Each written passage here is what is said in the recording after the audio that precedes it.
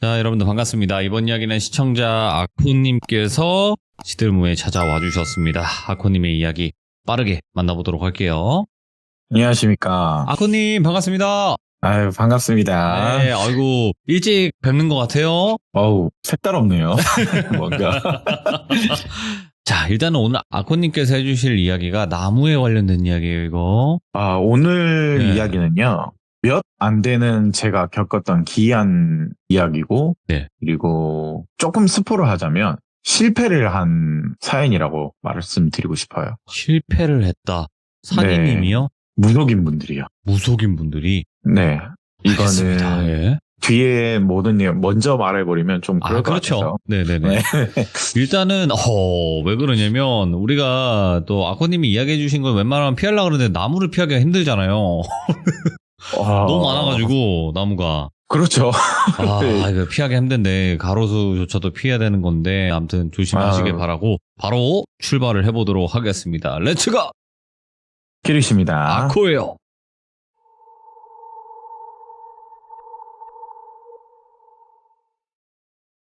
네, 오늘 제목은 굳이 하나를 설정을 하자면 사람 잡는 나무에 대해서 말해볼까 합니다. 이 사건 역시 제가 돌비라는 친구, 마찬가지 산이 이렇게 기이하게 저는 겪었던 일 중에 하나였고요. 여러분들 전국에 있는 어떤 특정 지역의 귀신나무의 닉네임을 가진 나무들이 많아요. 안동에 있는 나무들도 많거든요. 네, 그 나무는 절대 아니니까 다른 매체에 또 소개로 나왔던 그런 귀신 들린 나무는 절대 아닙니다. 아무 관련이 없으니까 미리 알려드립니다. 또 아는 나무가 그거밖에 없어서. 그렇죠. 예. 제가 산이를 따라서 지금까지도 구판을 사실 여러 번 따라간 적도 있고 가장 최근에도 제가 6월 8일자에 한번 따라갔다 온 적이 있었는데 이제 보다 보면 늘 한 10년 가까이 보던 분이에요. 무속인 분들이요. 항상 산이도 요즘에는 이제 안 그렇지만 과거에는 보초 같은 개념으로 도와주러 가는 거였고 저는 산이의 꼬봉이죠. 운전 역할을 주로 하는 그런 개념으로 따라가고 산이가 만약에 기절을 하게 되면 저희가 케어를 하고 이런 수준으로 항상 가는 거였는데 이날의 구판은요. 시기는 말씀을 안 드릴게요. 나중에 시기가 나와요. 여러분들이 추측하시면 이때구나 이게 나오거든요. 네, 이날의 구판은 산이가 저한테 금지사항에 대해서 몇 개를 말을 했었어요. 돌비나 저한테 경고를 좀 했거든요. 첫 번째는 이 장소에 도착을 하면 절대로 니들 사진 찍는다고 경치 찍는다고 촬영을 하지 말래요. 두 번째는요. 이 구판이 끝나면 100일간은 이 일에 대해서 절대 꺼내지 말래요. 세 번째는 이틀 동안 육고기 음식은 먹지 말라. 이렇게 세 가지 주의사항을 저하고 돌비한테 얘기를 하더라고요. 일단 시키는 대로 하는 입장이니까 그래 알았다고. 한두 시간 지나니까 구판이 벌어지는 장소에 저희가 다다랐거든요. 저하고 돌비 일단은 도착하고 나서는 산이가 미리 말한 시키는 대로 또 하나가 있었거든요. 온몸에 천일염을 뿌리래요. 그리고 부적을 2개 주더라고요. 니들 핸드폰 케이스 뒤에 넣으라고. 그래 알았다. 일단은 또 재밌는 거 하러 가나 보네. 항상 그런 얘기를 저는 하거든요. 또 큰 거구나. 부적은 웬만하면 안 줬거든요.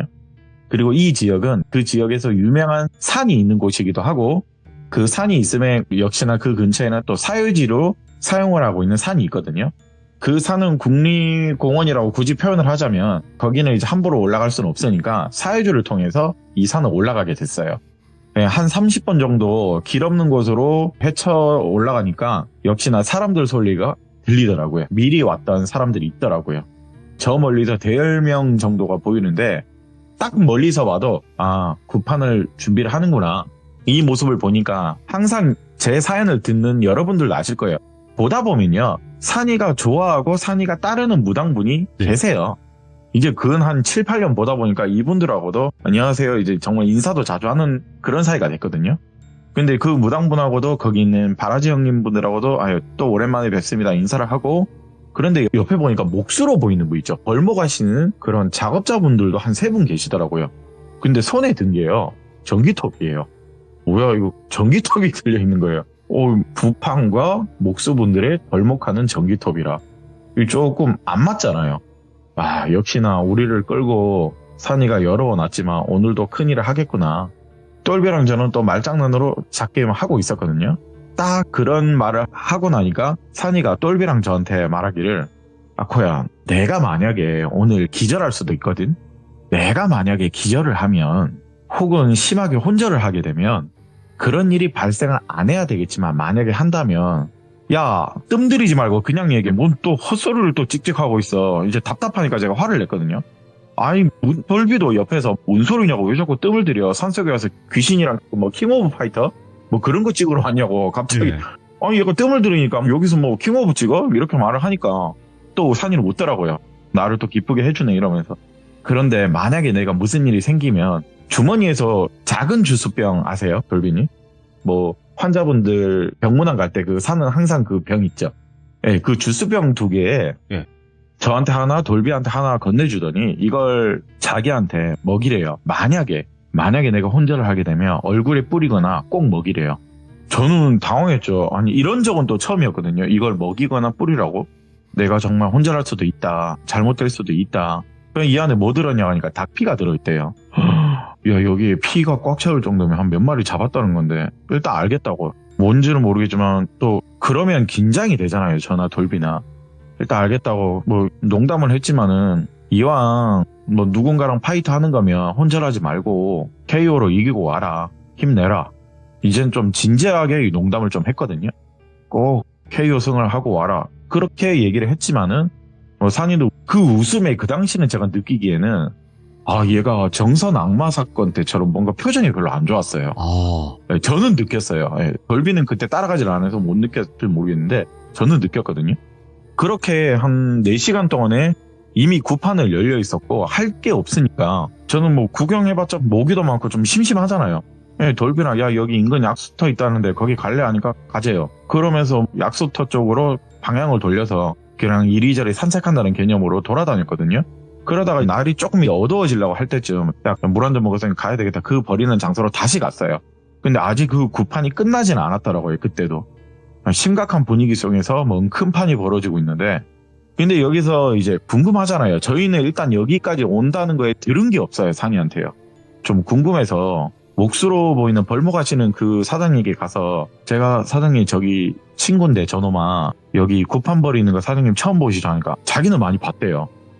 그러면 뭐 위령자 같은 거 하는 거예요? 아니면 여기 그렇게 뭐 깊은 산은 아니지만 사장님이 여기 전기톱도 들고 있고 어떤 분은 톱 들고 있고 여기 왜 오셨어요? 그냥 이런 말을 했어요. 아 총각댁 이야기 못 듣고 왔어? 친구 맞지? 네 친구 맞다고. 뭐 구판만 버리는 거면 뭐 좀 큰 판이라고 할 수는 있는데 내가 말해도 될라나? 저기 봐봐 저기 나무 보면 저기 나무 2개 보이지? 예 사장님 보인다고. 저기 하나는 빨간 끈 파란 끈 달려있는 거 나무 2개 보이지? 네 저거 이거 말해도 되지? 여기 바라지 형님께 또 얘기를 하더라고요. 근데 저기 파란 끈 묶여있는 하나는 죽은 나무거든? 그런데 옆에 빨간 끈 나무는 아직 안 죽은 나무야. 그런데 이 구판이 끝나면 이 나무 둘 다 베어버릴 거라고. 그래서 지금 톱하고 전기톱 다 들고 온 거라고. 벌목할 거라고. 그리고 이 벌목한 나무는 우리가 차가 오면 이제 무거우니까 인부들 더 데리고 와서 가지고 내려갈 거라고. 시간대는 정확하게 지켜서 나무를 베야 한다더라. 이 구판이 끝나면. 그런데 사연이 좀 많은 나무래요. 이 나무가. 옆에 돌비도 궁금하니까 사장님 여기 무슨 사연이 많은 나무냐고 이제 물어보려는데 다른 쪽에 있던 어떤 바라지 분이 아까 말씀드린 대로 좀 많이 봤던 분이에요. 이제 이리 오라고 손짓을 하길래 글로 가서 시원한 미숫가루 한 잔을 주시더라고요. 사진 친구한테 주의사항 오기 전에 들었죠. 말하길래 네 듣고는 왔다고. 근데 형님 저기 무슨 사연이길래 나무배는 벌목하시는 분들도 와 계시고 그리고 이 산에 무당분이 2분이 나와서 이렇게 큰 구판을 벌인다고? 혹시 저 나무 당사나무 수호령님이냐고 물어봤거든요. 뭐 이런 적이 있었으니까. 근데 그런 나무로는 전혀 안 보이는데 뭐 당사나무 수호령나무가 뭐 저렇게 생겼어. 완전 방치하듯이 2개 덩그러니 있는데? 이렇게 말을 하니까 그런 나무는 아니래요. 그럼 뭐냐니까 뭐 내가 굳이 아는 것만 얘기를 하자면 저기 무속인 2분 보이죠? 저기 굿이 나도 바라지 생활에서 저런 굿은 처음 보는데 일단 이 나무로 간략하게 말하면 무속인 2명과 여자 2명 중년 남성 3명의 목숨을 뺏어간 나무래요. 일단 대열명 가까이 뺏어갔다는 거죠. 근데 중요한 건 무속인이 있대요. 옆에 있던 돌면 예? 뭐 여기서 그러면 뭐 먹는 거예요? 아니 뭐 약 뭐 이런 얘기를 하길래 아니 나도 자세히는 모르고 여기 계신 선생님들이 잘 알겠지. 이 영들을 보시니까 뭐 저기는 법사님들도 그게 뭐 보이나 보죠. 산이 청년도 그게 보이니까 여기 와서 지금 보조 역할로 도와주는 것처럼 뭐 여기에 공통점은 좀 있긴 있다. 아까 말한 대로 극단적 선택을 한 사람은 맞다. 이 나무 근처에서 그런 선택을 했다. 그럼 이 나무들 뭐야 이거? 그럼 우연 아니에요? 그럼? 뭐 그럼 길 가다가 보이면 뭐 여기서 그럴 수도 있는 거지. 어떻게 보면 그렇잖아요. 근데 이 나무들이 어떻게 이 목숨을 해한 건지를 모르겠는데 최근에 이 산 인근에 등산이나 약수터 오고 가던 분이 있다고 하지 않았냐. 뭔가에 홀린 듯 그 사람이 이 나무 앞에 잠들었다더라. 분명 자기는 오후 3시쯤에 약수터로 올라갔는데 눈을 뜨니 6시쯤 3시간 지난 그 나무 앞에 있었대요.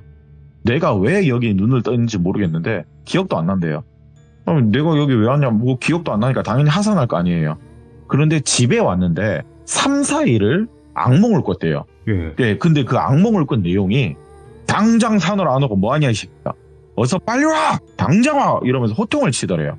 예, 근데 이분도 아저씨거든요. 근데 그 모습을 보니까 머리 위에 나무가지 박힌 100살 정도 돼 보이는 노인이래요.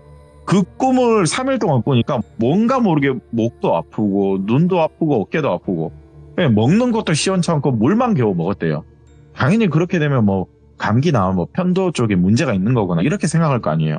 그래도 3일을 못 먹으니까 물만 드시니까 가족들이 걱정이 되니 병원을 가려는데 이분도 근처 시골 마을에 살았는지 마을 해관 정자에 그 나무가지 달린 할아버지가 저 멀리서 보이래요. 그 대낮에.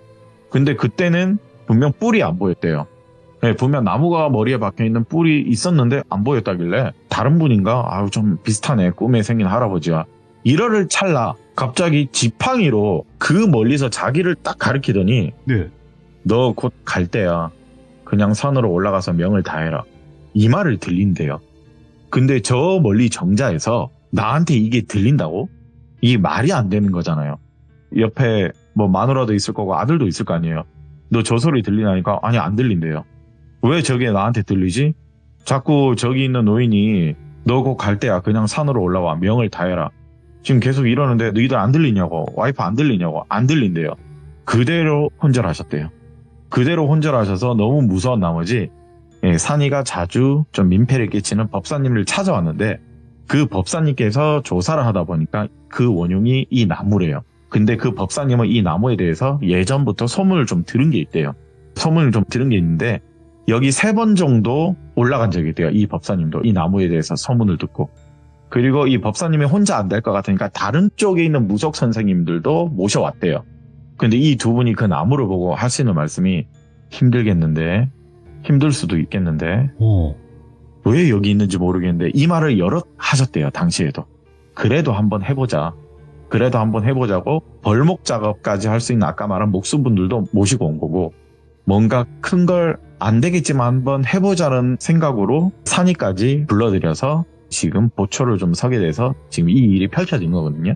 근데 이걸 모두 바라지 형님이 저희한테 얘기하니까 제 입장에서는 수호령도 아니면 궁금하잖아요. 저게 네. 무슨 나무길래 무당분들이 안 된다고 하고 산이도 왜 저러고 있는지.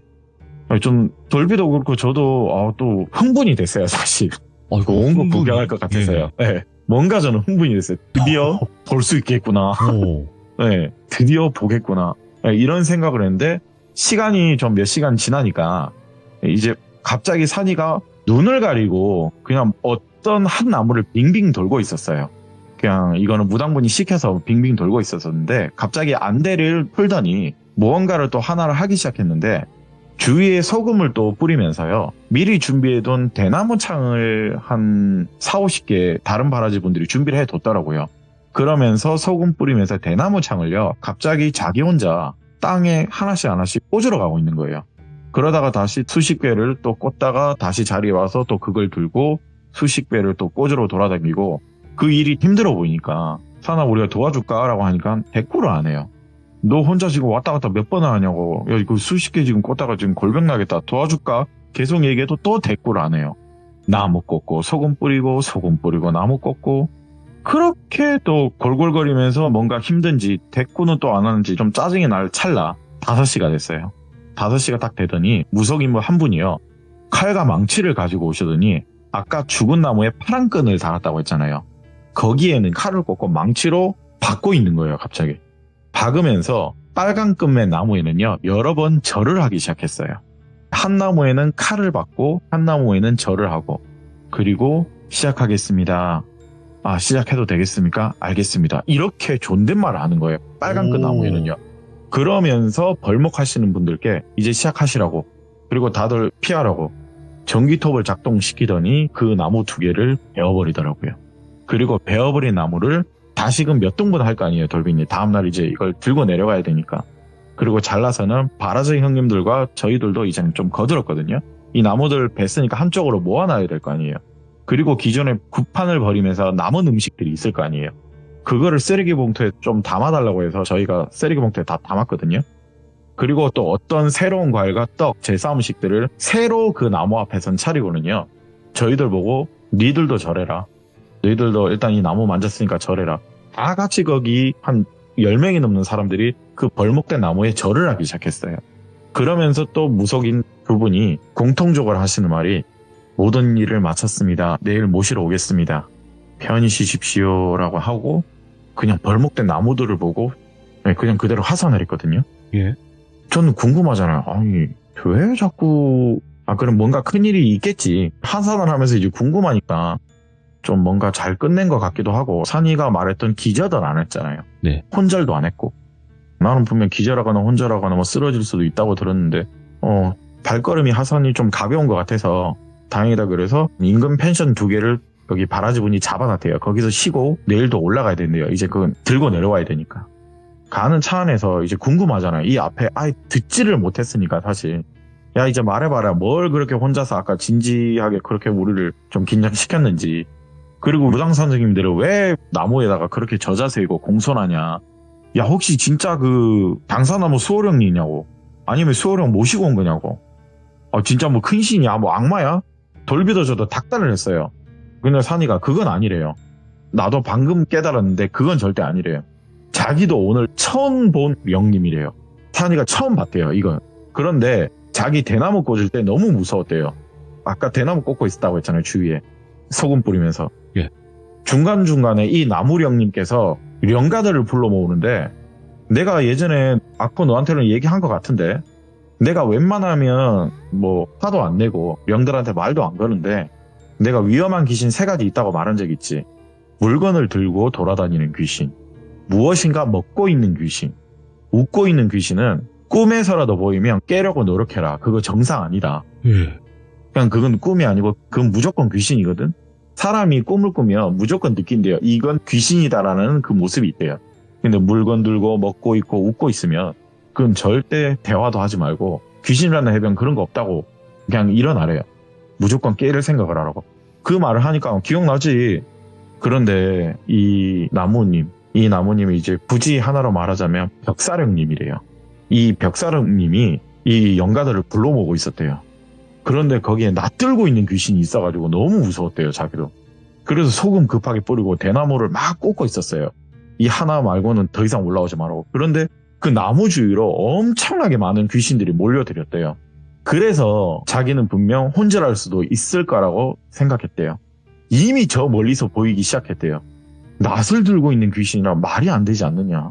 이건 누가 봐도 자기도 안 되고 그냥 혼절 분명 하겠다, 무섭다 느꼈대요. 그때 굿하시는 선생님들 보쳐서다가 나도 오늘 가는 줄 알았다. 사실 그냥 이제 와서 웃으면서 말하는데, 근데 앞에 말씀드린 대로 저는 궁금한 게 벽사랑이 뭐야? 라고 물었어요. 벽사랑이 도대체 뭔지 저도 검색을 그 당시에 했었고, 산이가 이제 말해주는 벽사랑은요, 여러분 버들나무라고 아실 거예요. 버들나무, 이게 다른 말로 미루나무거든요. 무속인 분들은 주로 큰 버들나무를 미루나무라고 하세요. 작은 버들나무도 있는데 뭐 마을이나 뭐 그 지역의 수호령 같은 그런 큰 버들나무, 그게 미루나무거든요.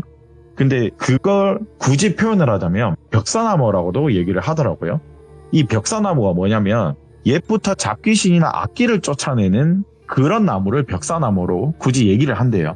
뭐 예전 당나라 시대 때부터 뭐 얘기를 했다고 하더라고요. 저도 그때 들은 거라서 정확하게는 지금 약간 기억이 안 나지만, 일단 이 벽사나무 같은 이 미루나무는요. 네.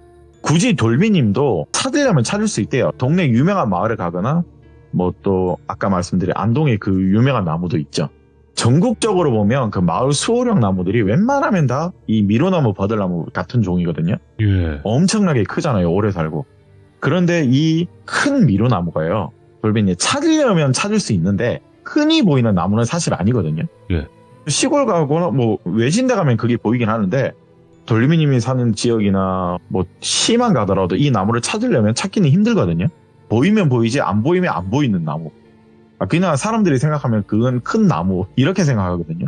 주로 시골 마을에 가면 엄청 큰 나무를 이 바로 수호령 나무라고 버들나무, 뭐 미루나무로 표현하는데 그런데 아까 우리가 자른 나무가요.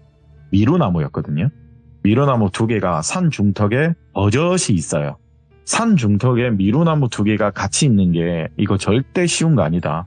당연히 관리는 안 돼 있으니까 뭐 당산나무나 그런 나무처럼 크지는 않지만 근데 이런 산에 미루나무 2개가 같이 붙어 있는 게 정말 힘들다. 예. 그런데 작지만은 이런 미루나무에 분명 누군가 나무 해코지를 하는 사람이 있는 것 같다. 선생님들도 선생님이 말하는 게 이게 법사님들입니다. 무속인 2분.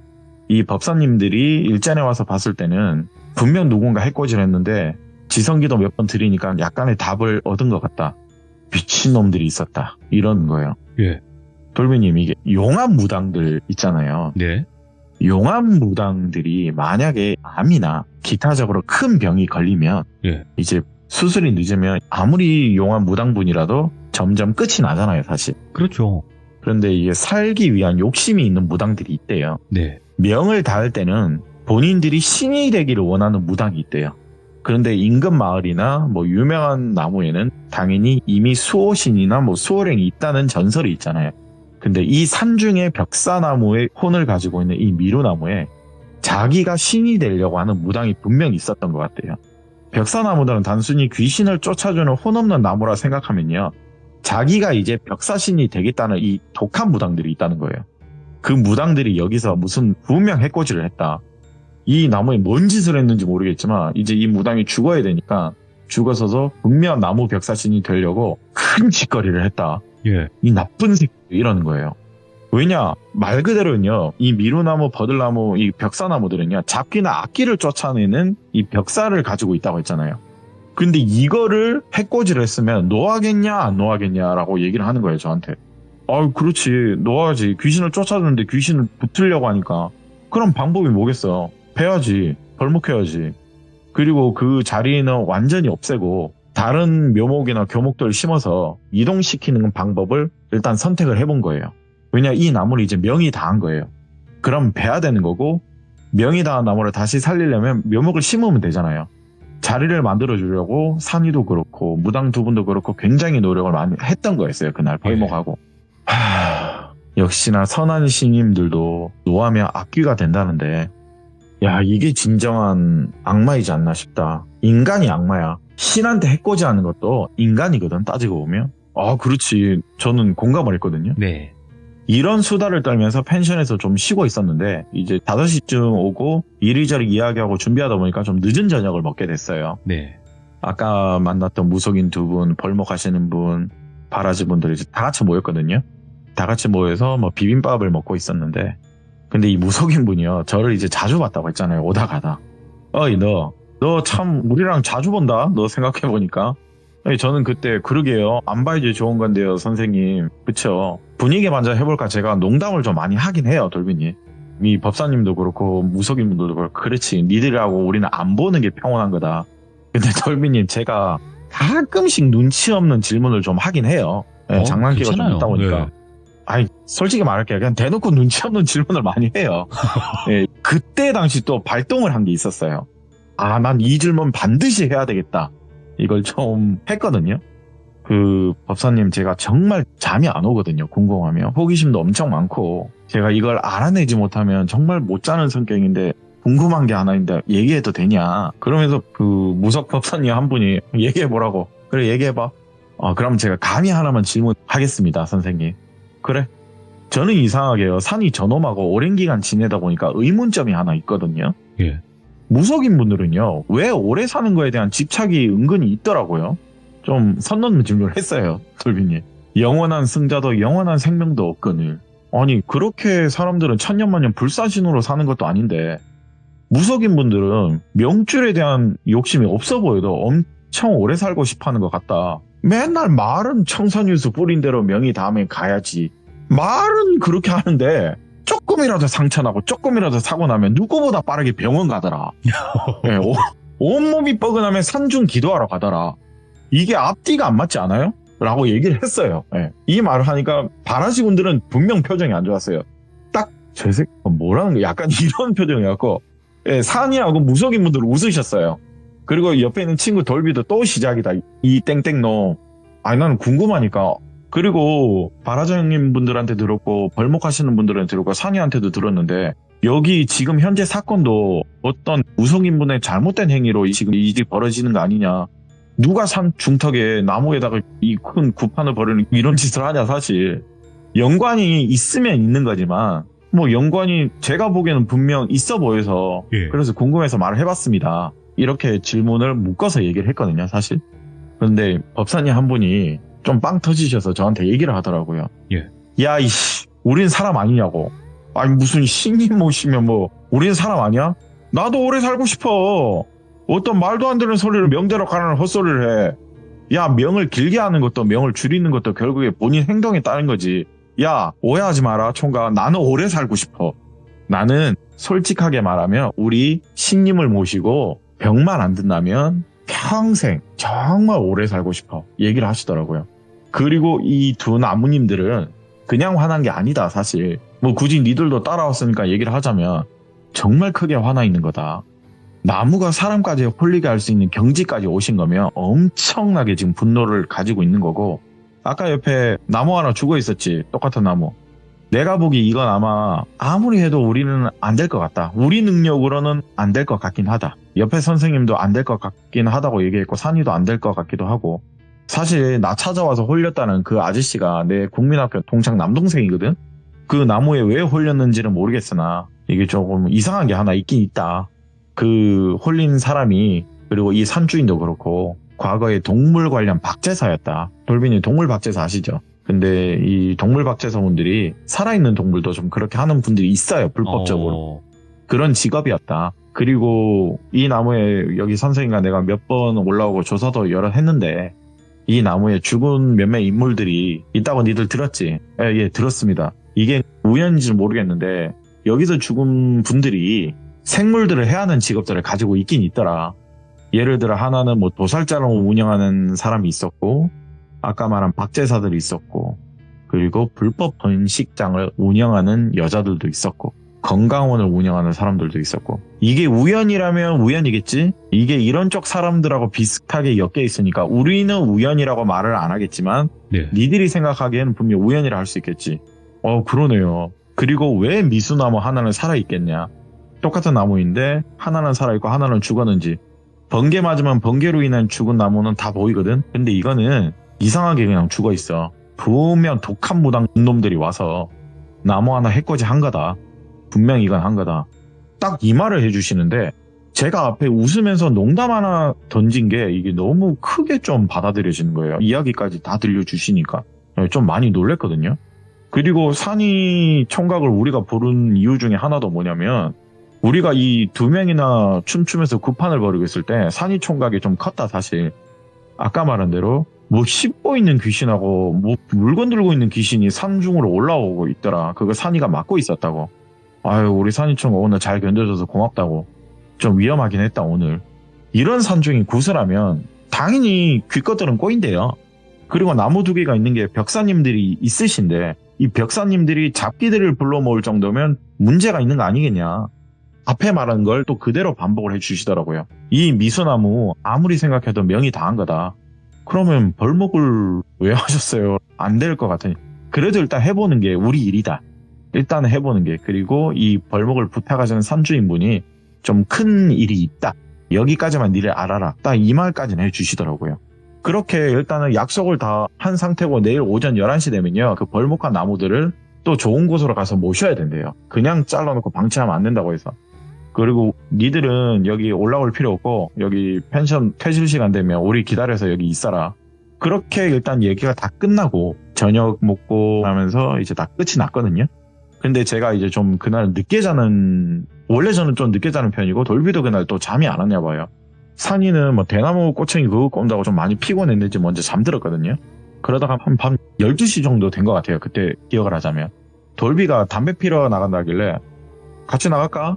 바람 쐴까? 이렇게 말을 하니까 그러재요. 그렇게 밤 공기를 쐬면서 펜션 주위를 걷고 있었는데 무속인 분들 중에 아까 저한테 미숫가루 줬던 분, 이 바라지 한 분이요. 마당에 혼자 나와 있는 거예요. 네, 형님 여기서 뭐 하세요 하니까 대꾸를 안 해요. 대꾸를 안 하는데 뭐 그런가 보다 해서 저희는 한 바퀴 돌고 있는데 그대로 저희를 보고는 아는 척도 안 하고 혼자 어디론가 걸어가더라고요. 네, 그래서 제가 형님 어디 가세요? 형님 대꾸를 안 해요. 네, 돌비가 야 저거 나 예전에 산이 따라와서 본 적 있어. 저거 정상 아니라고. 야 네가 산이 좀 불러오래요. 자기는 뒤로 그냥 따라가겠대요. 나 예전에 산이 따라 본 적 있대요. 분명 이건 뭔가 이상하게 홀려서 간 모습이래요. 일단 알겠다고. 전 자고 있는 산이를 깨우러 갔고 전화기는 켜놨거든요. 위치를 알아야 되니까. 각자의 방향을 잡고 저는 산이 데리고 오고 돌비는 이 형님이 가는 방향으로 계속 따라가고 있었는데 일단 제가 뭔가 이상하다 싶어서 제가 차를 그냥 끌었어요. 네. 차를 끌고 이렇게 전화통화를 하면서 따라갔는데 야 대꾸를 안 한다 형님이. 대꾸를 지금도 안 해. 산아 어떻게 해야 되냐. 일단은 어디 있는지 빨리 말해. 차 끌고 갈 테니까. 그대로 이제 차가 아무래도 빠르니까 거기를 따라잡았거든요.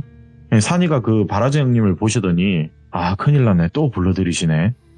무슨 소리야. 뭘 불러들여. 야 차에 물 있냐고. 목단나무 물 있다고. 그거 갖고 오래. 그래서 가져다 줬더니 산이가 또 얼굴에도 냅다 그냥 뿌리더라고요. 그냥. 그리고 형님 저희들이 팔을 붙잡았거든요. 뿌리고 발아갈 수도 있다고 해서.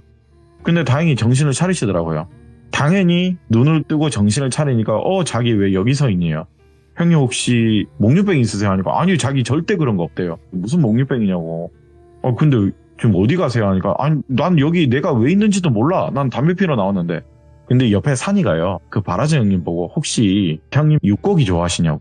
뭉튀기나 육회에 환장한대요. 제가 고기 먹지 말라고 한 것 같은데요. 다른 선생님들도 그런 말 안 하던가요? 법사님들 그런 말 안 하던가요? 하니까 아니 들었다고. 하루 이틀 육식 하지 말라고. 예. 근데 미안하네. 정말 미안하네요. 자기 차에요. 그 참숯만 나는 육포 봉지가 있긴 있었대요. 비빔밥이 한 그릇이 좀 성이 안 찼는지 그날 또 산 타고 올라가고 이러니까 네. 식사하고 담배 피면서 몇 개 사실 주워 먹었대요. 뜯어있는 육포 봉지를요. 그럼 절대 고기 먹지 말라고 했잖아요. 육포는 고기 아니냐고. 그거 드시지 말라고 하지 않았냐. 그것 때문에 지금 뭔가 잘못되신 것 같다. 일단 펜션 가서 말씀드리고 그냥 일단 우선 쉬어라. 그리고 나서 저희 차를 끌고 그대로 이제 펜션으로 다시 돌아갔거든요. 일단은 주무시는데 무조건 눈 감고 있어라. 산이가 뭔가 갑자기 차에서요. 저희가 이제 산으로 가다 보니까 모기향 같은 걸 미리 준비한 게 있어요. 그 불 피우면 나는 향 있죠. 그걸 방 한 10개 정도 다 피운 것 같아요. 완전 그게 앞이 안 보일 정도로. 예. 당연히 이러면 눈 따갑고 숨 막히거든요. 저기 바라지 형님 절대로 힘들더라도 참아라. 다시 일어나서 산 가기 싫으면 참으라고 해서 야 저러다 진짜 죽는 거 아니냐고 이렇게 얘기를 했는데 다행히 아침이 되니까 아무 일은 없었어요. 아무 일은 없었고 저랑 똘비는 좀 늦게 잤다 보니까 좀 피곤했거든요. 아침에 홀린 바라지 형님은요. 무속이 보는데 뺨을 몇 대 맞을 정도로 엄청 혼났대요. 그렇게 고기 먹지 말라고 했는데 육포를 먹었다고. 그리고 나머지 분들은 다 산으로 올라가고 뺨 몇 대 맞은 바라지 형님과 산이 저 돌비는 펜션에 좀 기다리고 있었거든요. 근데 저는 이 조금 궁금한 것도 있고 야 우리 그냥 퇴실하면 올라가야 되는 거 아니냐. 야 한번 올라가고 싶은데 좀 궁금하기도 하다 이렇게 얘기를 하니까 근데 산이가 표정이 전날에 비해 안 좋더라고요. 왜 또 똥 씹은 표정이냐. 야 이거 안 되겠는데. 아니 뭘 자꾸 어제부터 선생님들하고 너는 안 되겠냐. 뭐가 안 돼. 뭐 위에 하늘 보래요. 구름이 좀 끼어있지. 비 오겠지. 그러고 보니까 분명 날씨 쨍쨍하다고 했는데 지금 장마철도 아니고 소나기도 아무것도 없는데 절대 비 소식이 분명 없었어요. 저희가 봤을 때. 근데 비 소식이 갑자기 있네. 야 이것도 우연이야?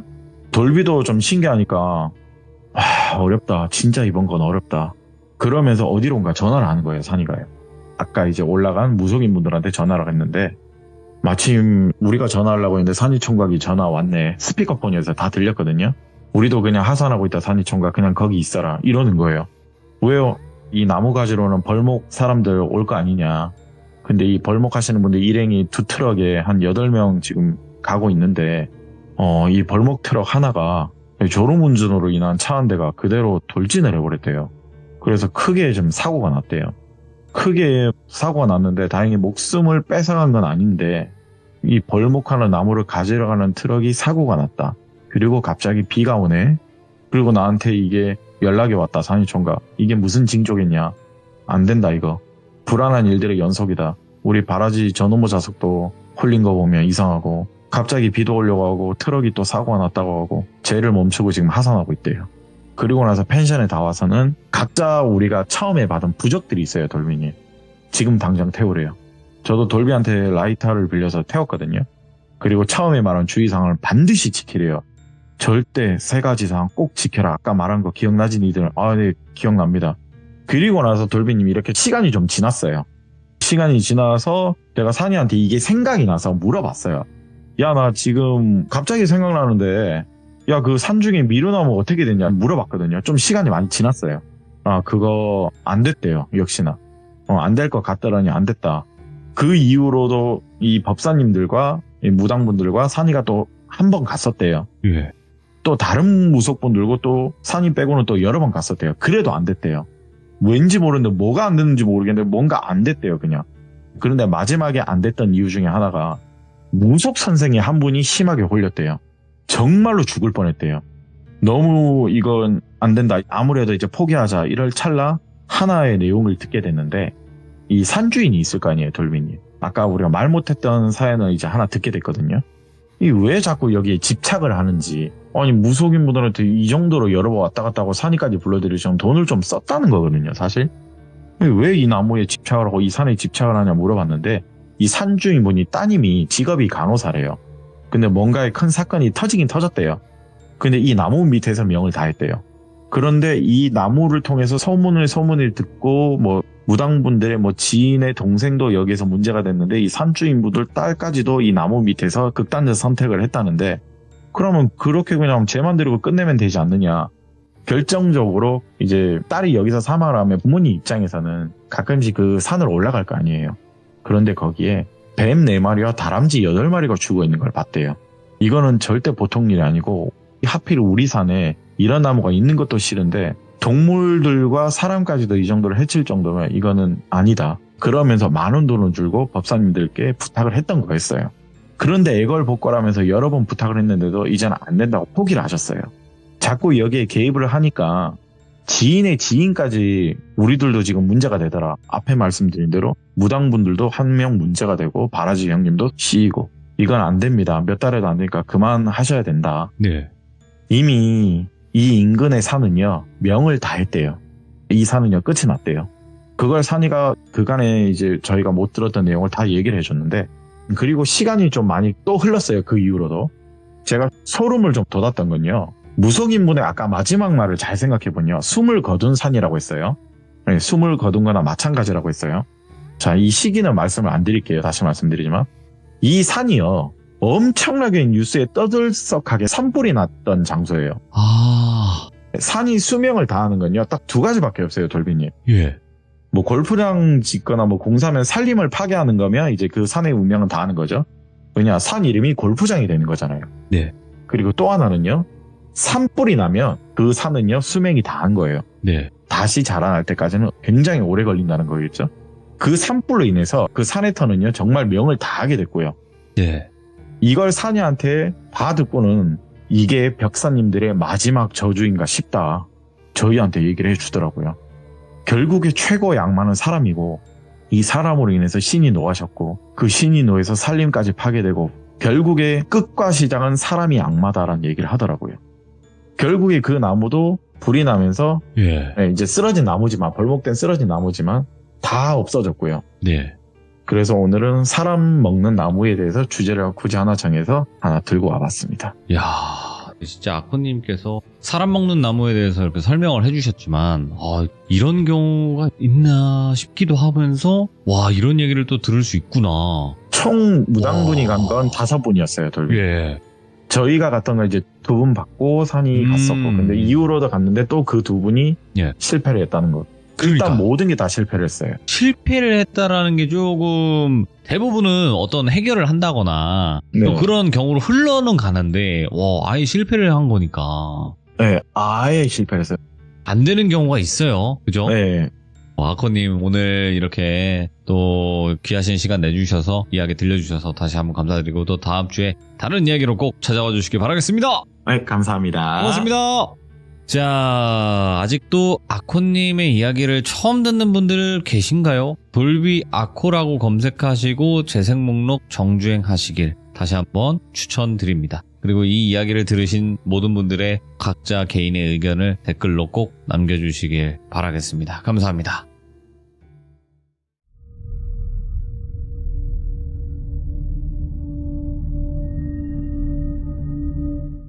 자, 여러분들 반갑습니다. 이번 이야기는 시청자 공주아빠님께서 시들무에 찾아와 주셨습니다. 일단은 공주아빠님께서 저번에도 굉장히 또 섬뜩한 이야기로 다가와 주셨는데, 오늘 해주실 이야기도 굉장히 좀 듣기 힘든 직업괴담 중에 하나가 부동산 업을 하시면서 겪은 직업괴담들도 굉장히 듣기가 어렵거든요. 근데 오늘 들려주신다고 하니 바로 들어보도록 하겠습니다. 예, 여보세요. 공주아빠님. 아유, 반갑습니다, 돌비님. 아이고, 이렇게 또 찾아와 주셔서 감사드립니다. 아유, 아닙니다. 지난번에 너무 좋은 말씀 해주셔가지고. 아이고, 감사합니다. 무슨 말씀이세요? 네, 너무 감사하죠. 자, 일단은 공주아빠님께서 오늘 또 찾아와 주셨고, 네네. 저번에 이제 마지막쯤에 부동산업을 하면서 또 겪은 무서운 이야기가 있다라고 말씀하셨어요. 네네네. 중개업을 하면서 겪는 일들이 있다고 하셨는데, 이것도 네네. 사실상 좀 듣기가 쉽지가 않거든요. 아, 네네네. 네, 그래서 오늘 한번 바로 출발을 해보도록 하겠습니다. 렛츠고! 길이십니다. 공주아빠요.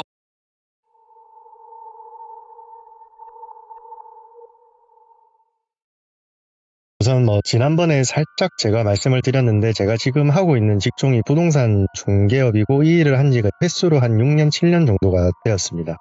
이제 대학생들 원룸 이런 것부터 시작해서, 현재 제가 일하고 있는 이 지역에서는 제가 모르는 이런 매물은 없다라고 보시면 되고요.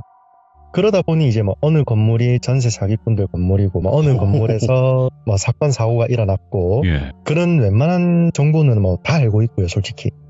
오늘 이제 이야기해드릴 내용은 신축, 다가구 주택, 이제 막 준공이 떨어진 아주 따끈따끈한 그런 건물에 관한 내용입니다. 예. 제 업무 패턴은 하루 종일 저랑 제 선배 둘이서 매물을 따라다니거나 전화를 돌리거나, 아니면은 우리가 흔히 알고 있는 직방, 다방 이런 플랫폼에다가 광고를 올리고 손님들 만나서 이제 안내하고 계약을 하는 게 저희의 주 업무고요. 같이 일하는 선배는 부동산 횟수로 한 3, 4년 그냥 완전 베테랑이라고 보면 되고요. 그러니 이제 이 선배가 저한테, 야, 저기 돌비동에 새로 생긴 신축 건물 알고 있냐? 거기 집 좋아 보이던데, 이런 이야기를 하는 거예요. 그래서 저도 알고 있다 당연히. 근데 이제 저 같은 경우에는 그 건물 주인 번호를 몰라가지고 임대를 못하고 있었습니다. 근데 그 선배가 자기랑 엄청 친한 주인이라면서 막 자랑을 하더라고요.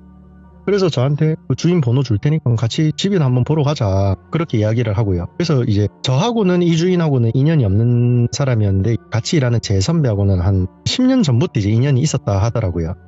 건설업을 하시는 분이었는데, 보통 저희 같은 사람들은 직종을 비하하는 게 아니라 이 건설업에 종사하시는 분들이 건물주면은 조금 꺼려하는 게 있었거든요. 왜 그러냐면은 이분들은 부동산을 워낙 잘 알다 보니까 건물을 빨리 팔아먹으려고 건물에 대출을 많이 받아놔요. 그러다 보면은 이제 경기가 어려워지고 하면은 회사가 부도가 날 수도 있고, 건물이 또 경매에 넘어가고 하면 세입자들이 그 피해를 고스란히 떠안고, 그런 악순환들이 많거든요. 네. 그래서 저는 개인적으로는 좀 그런 업자분들을 조금 꺼려하긴 하는데, 이분 같은 경우에는 건물에 융자가 하나도 없고 올리 현금으로 건물을 짓고 본인 명의나 가족들 명의로 이렇게 돌리는, 그냥 우리가 아는 간물주, 그런 분이었거든요. 진짜 찐 간물주네. 그렇죠. 찐 부자죠, 이 사람은. 그래서 저는 이 정도 매물이면 전세든 뭐든 해도 상관없겠다 싶어서 이제 같이 차를 타고 돌비동에 위치한 그 집을 보러 갔죠.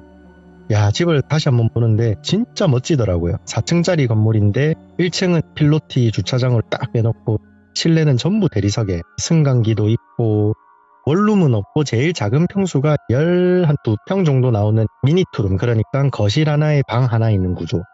그게 4개가 있고, 방 2개, 거실 하나인 투룸 구조가 4개가 있고, 나머지 1개는 주인 세대 3룸으로 이렇게 총 9개 호실이 있었습니다. 당시 그 집을 보면서, 그때는 제가 결혼 전이었고 혼자 미니 투룸 살던 시절인데, 제가 살고 싶을 정도로 너무 잘 돼 있더라고요. 옵션으로 비스포크 냉장고에, 천장에는 시스템 에어컨 방마다 다 설치돼 있고, 무튼 이제 1층에 주차를 하니까 그 건물주 어르신이 이제 청소를 하시면서 저희를 기다리고 계시더라고요. 그래서 깍듯하게 인사드리고 명함 주고받고 같이 담배 한 개 피우면서 이런저런 얘기를 나눴고, 주인분이 이제 자기는 비켜줄 테니까 천천히 방을 보고 가라 하더라고요. 비밀번호는 04개로 해놨으니까 천천히 보고 가라 하고 이제 본인은 나왔고요. 그래서 저랑 제 선배는 들어가서 한번 봐야겠다 싶어서 1층으로 들어갔죠. 1층이 필로티라서 1층에는 호실이 없고 2층으로 올라가는 계단이랑 승강기 이렇게 있는 구조인데 1층에서 승강기 호출을 눌렸는데 제 뒤에 있는 그 계단에 누군가 있는 것 같더라고요. 네. 그래서 별 생각 없이 뒤를 휙 쳐다봤는데 어떤 아주머니가 갓난 아기를 끌어안고 2층으로 싹 올라가더라고요. 눈이 마주치거나 그런 건 아니었고 그냥 그분은 아기를 안고 올라가고 있고 저는 그 올라가는 옆모습을 한 1초도 안 돼서 그냥 짧게 본 게 다였습니다. 그래서 저는 이제 제 선배한테 이 집에 준공도 아직 안 떨어졌는데 세입자가 있냐 물어보니까 그 선배는 무슨 소리냐, 세입자가 어딨냐, 주인은 저기 돌비 이동 아파트 살고 있고 여기 주인 세대까지 다 비어져 있다라고 하는 겁니다. 그래서 저는 아니다, 방금 어떤 아줌마가 아기 안고 올라가는 걸 내가 봤다. 그러니까 이제 막 선배가 헛소리 하지 마라, 빨리 방이나 보고 가자, 나 그런 거 안 무서워한다, 이런 이야기를 하더라고요. 그렇게 이제 방을 다 보고 선배랑 저랑 작전을 짰죠. 총 9개 호실이었고 주인이 방당 수수료를 60만 원씩 주기로 했거든요. 그래서 저희가 다 빼면은 뭐 한 540만 원 정도는 확보가 되고 또 들어오는 임차인들한테도 수수료를 받으니까 이거는 이제 다른 부동산에 뺏기면 안 되겠다 싶었죠. 그래서 이제 주인한테 저희가 막 신신당부를 하고 한 달 안에 모든 호실을 다 뺄 테니까 예. 월세로 다 뺄 테니까 좀 기다려달라고 말씀을 드렸고 주인이 오케이를 해줬고요.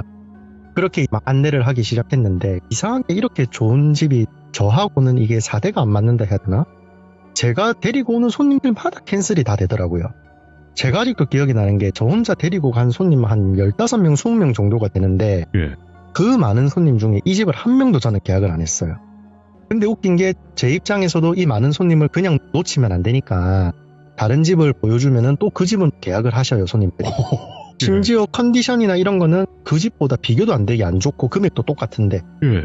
근데 다 계약을 하시더라고요. 그래서 저는 솔직히 좀 너무 속상했죠, 아무래도. 그러는 와중에 제 선배는 뭐 물 들어올 때 넣어줬는다고 혼자 한 달 만에 그 9개 호실 다 계약을 했고요. 솔직히 배도 아프고 짜증도 나고 내가 일을 못하는 건가 이런 자괴감이 들어서 한 3일 정도 제가 출근을 안 했어요. 이틀 동안 막 제 영업 실력이 막 모질한갑도 하고 막 이렇게 끙끙 하다가 출근을 했는데 제 선배가 누군가랑 막 짜증 섞인 말투로 통화를 하고 있더라고요.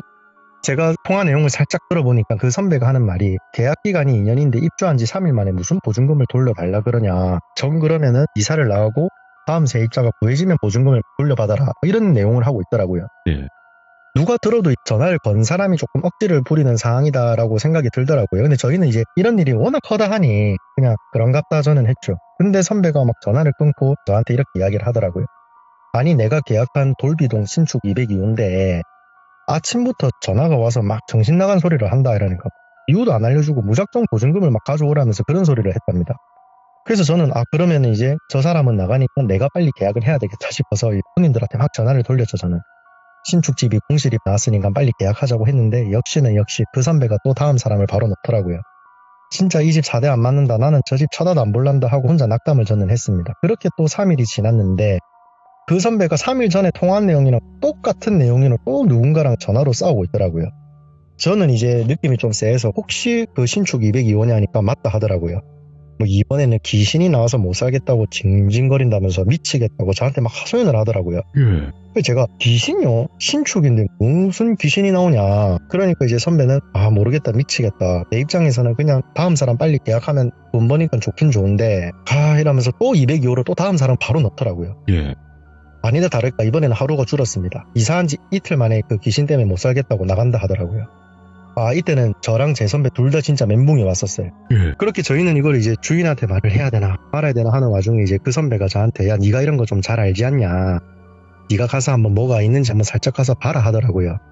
그래서 제가 아니 형님, 내가 무슨 신내림을 받거나 그런 사람도 아니고 내가 뭐 대단하다고 귀신을 보고 퇴치를 하냐, 나 바퀴벌레 한 마리도 제대로 퇴치 못한다. 그러니까 막 선배는 계속 저보고 가봐라 하더라고요. 일단 솔직히 저도 궁금은 했습니다. 도대체 뭐 어느 정도길래 사람이 3명이 이렇게까지 나간다 하지 해서 내가 퇴근을 하고 간다 하고 저는 집으로 돌아갔죠. 퇴근을 하고 집에서 씻고 트레이닝복으로 한복을 하고 뭐 드라이브 한다 생각하고 그 집으로 딱 도착을 했는데 이게 낮에 제가 봤던 그 집이랑 완전 다른 집인 거예요.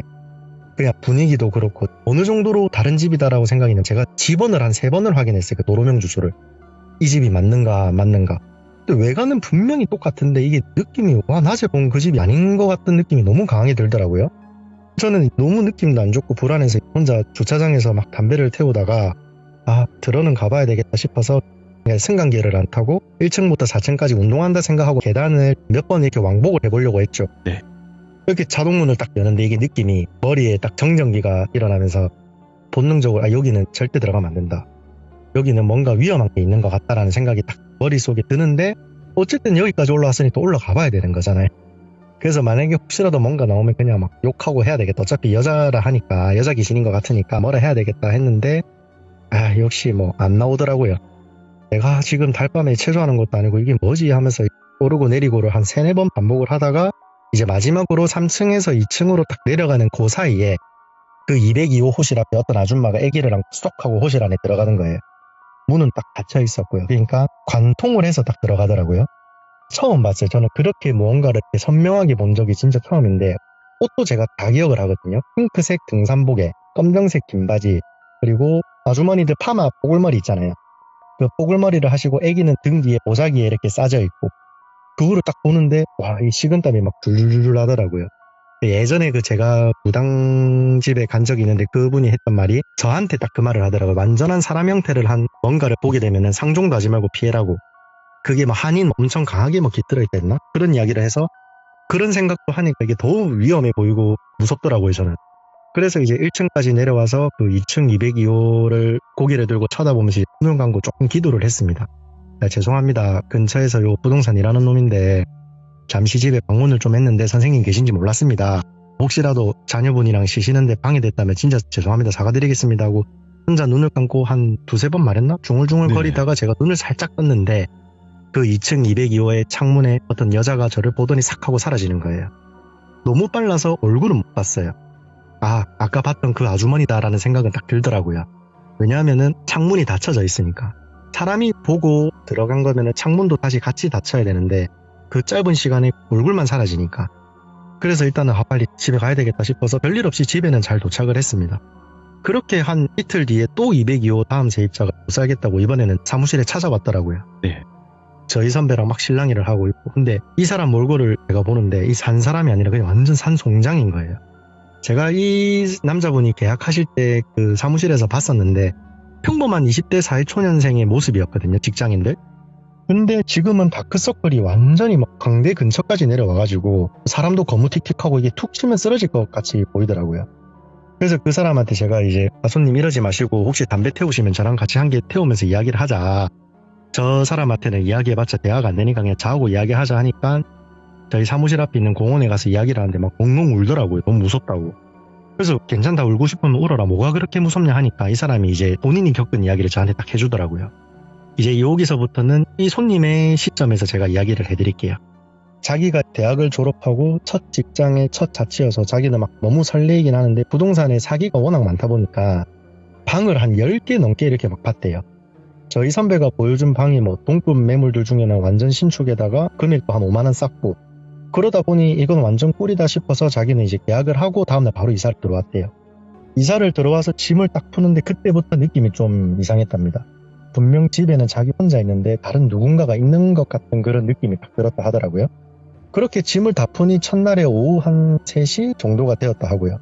거실 바닥에 앉아서 TV도 보고 와 첫 자취에 이런 집이라니 막 너무 좋다면서 자기 만족을 하고 있는데 거실 천장 조명이 거기가 간접 조명을 다 넣어놨는데 간접 조명이 막 이렇게 깜빡깜빡 노란색 LED 등이 깜빡깜빡거렸대요. 그래서 자기는 이제 이 새 집인데 왜 이렇지 하고 그거를 동영상으로 찍고 주인한테 이제 문자를 보내드리려고 주인한테 딱 보내려고 하는 그 순간 안방 쪽에 뭔가 휙 하고 들어가는 거예요.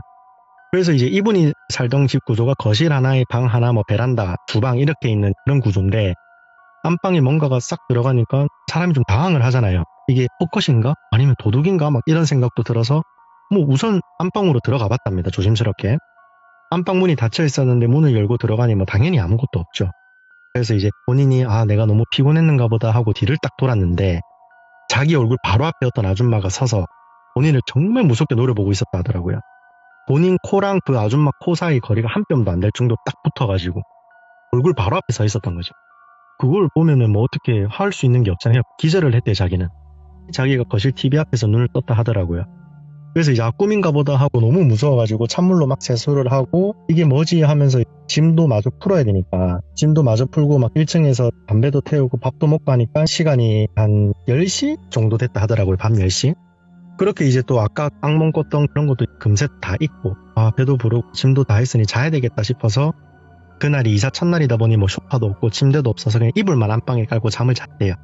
잠을 자는데 잠든 지 얼마가 안 됐는데 뭐 어디서 애기가 우는 소리, 정말 갓난아기 신생아들 우는 소리 있지 않습니까? 응애 응애 소리 지르는 거, 그 소리가 귀가 아플 정도로 들리는 거래요.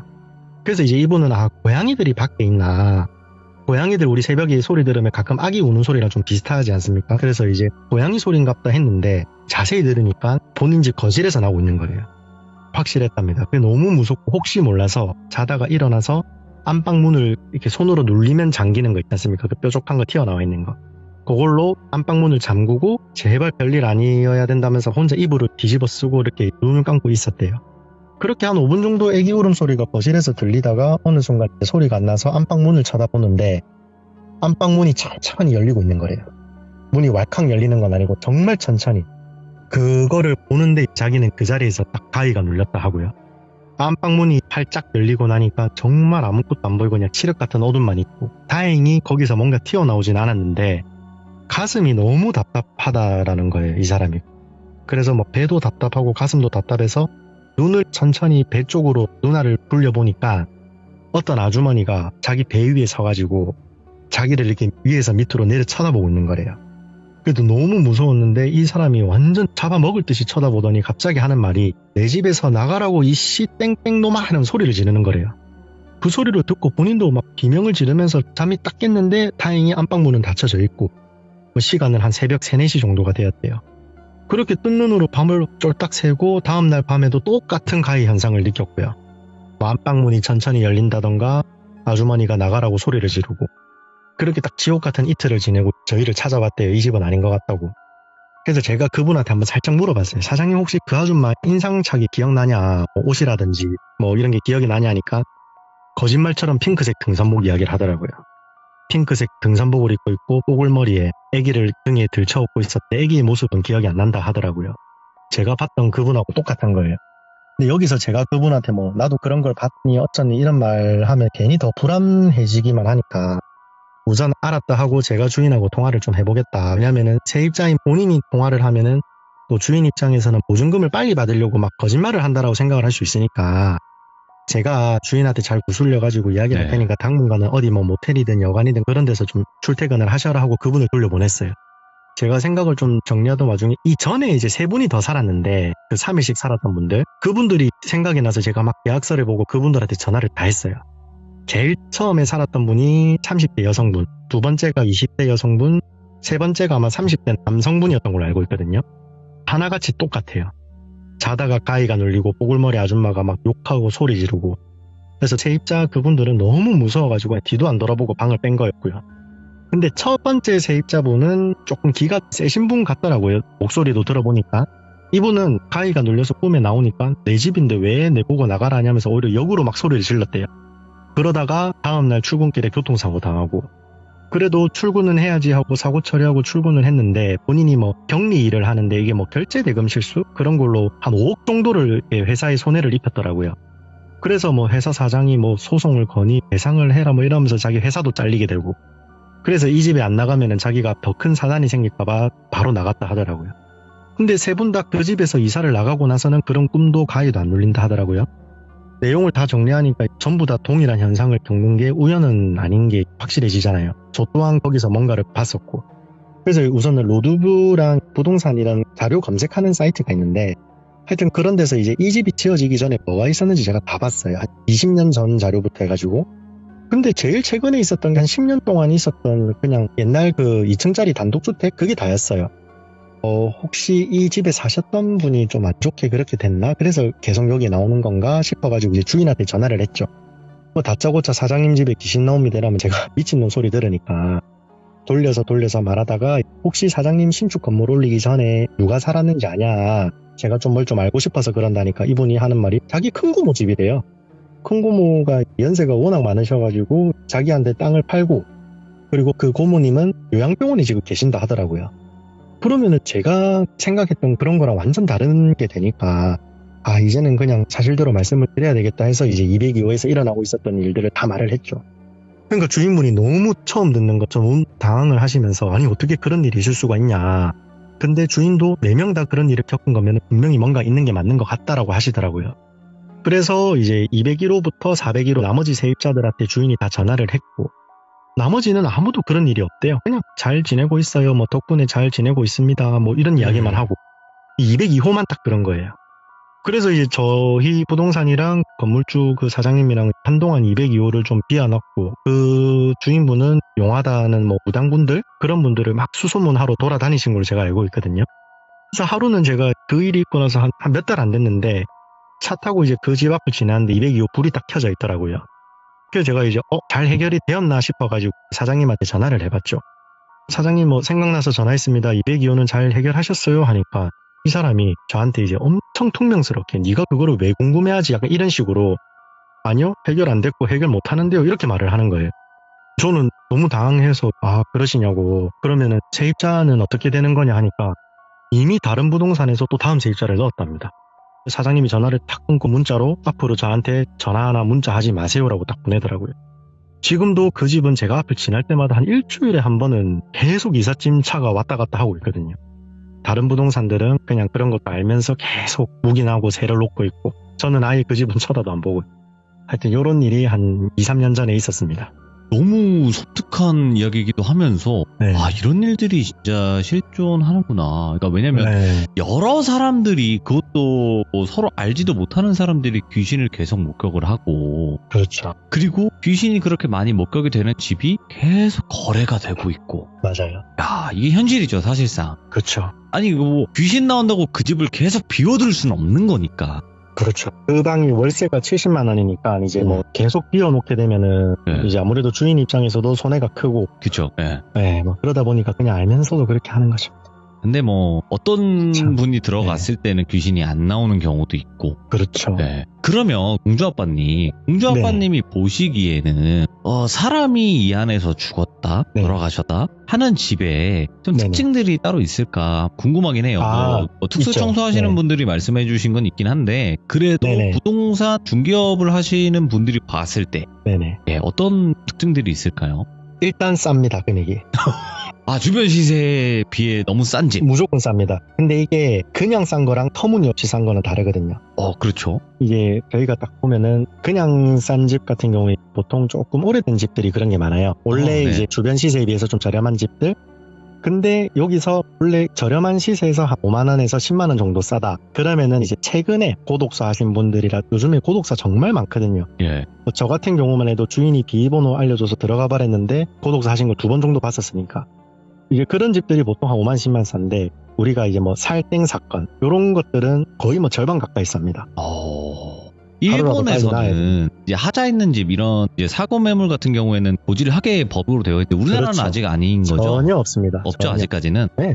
이게 다른 거예요. 예, 이게 그렇죠. 다르니까 충분히 이런 일들이 계속 벌어질 수 맞습니다. 있는 건데 네네. 사실상 이거는 법적으로는 아무런 효력이 없는 그렇죠. 미신이기 때문에 아직까지는. 예. 그런 일도 있었습니다. 이제 세입자가 그 부동산을 상대로 소송을 했는데 네. 돌빈이 말씀하신 것처럼 여기서 사람이 여럿 죽었는데 그런 거를 나한테 고지를 안 했다. 근데 법원 판결은 당연히 부동산에 손을 들어주거든요. 그렇죠. 예. 집에 중대한 하자가 아니고 사람은 누구나 다 그렇게 될 수 있는 거니까. 네. 그래서 부동산에 과실이 없다라고 이제 이렇게 판결이 나오고 이런 거 보면 아직 멀었죠. 일단은 뭐 이런 법이 뭐 생길지 안 생길지는 몰라요. 근데 사람이 뭐 죽는 경우는 많습니다. 집에 살다 그렇죠. 보면 안 죽는 집이 어디 있겠어요. 사람이 그렇죠. 집에서 살다가 죽는 건데. 근데 이제 안 좋은 일을 당하기는 쉽진 않거든요. 그렇죠. 네, 웬만해서는. 근데 오늘 공주아빠님께서 또 이렇게 이거 직접 말씀하시기가 그렇게 쉽지는 않았을 거예요. 네, 그렇지만 그렇죠. 이렇게 말씀해 주신다는 것 자체가 우리 또 공주아빠님은 믿을만 합니다. 제가 봤을 때.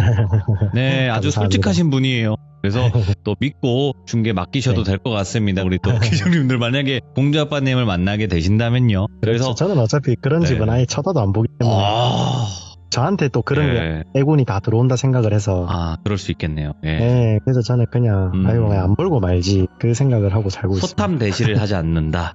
네, 맞습니다. 그렇죠. 오늘 공주 아빠님께서 이렇게 또 이야기 너무너무 생생하게 잘 들려주셔서 감사드리고 또 여러 이야기 듣고 싶어요. 공주 아빠님. 또 아유, 예, 많습니다. 준비 또 다 해놨습니다. 시작 준비가 되시면 언제든지 찾아와 주시고요. 네, 예. 앞으로 자주 뵙도록 하겠습니다. 감사합니다. 네, 감사합니다. 자, 공주 아빠님께서 부동산 중개업을 지금 현재 하고 계시고 그 과정 속에서 여러 가지 일들이 많았다고 하셨고요. 그리고 오늘 이야기도 굉장히 우리가 듣기에 좀 쉽지 않았던 그런 이야기들을 들어봤던 것 같아요. 또 실제 그 직업을 가지고 계신 분이 얘기를 해주시니까 더 섬뜩하고 와닿는 것 같습니다. 여러분들의 또 소중한 직업 괴담도 많이 기다리고 있습니다. 내 직업에서 겪는 이거는 얘기하면 될까 안 될까? 그래 얘기하자! 이런 직업 괴담들이 분명히 있습니다. 그런 직업 괴담 꼭 들고 와주시길 바라겠습니다. 감사합니다.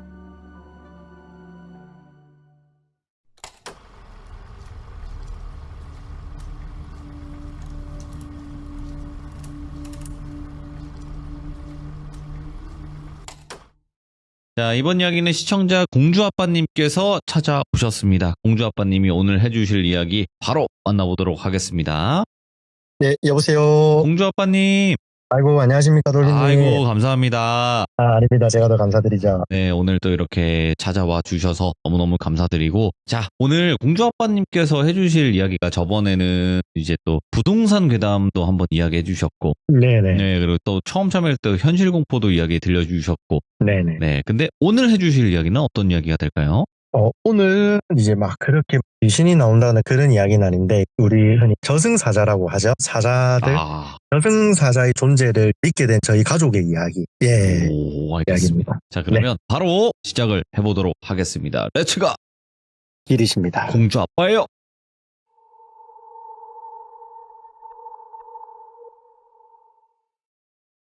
저희 집 같은 경우 저희 친할아버지께서는 제가 한 7살 때 돌아가셔서 사실상 기억이 크게는 없고요. 이제 외할아버지, 외할머니랑은 제가 정말 가깝게 지냈습니다.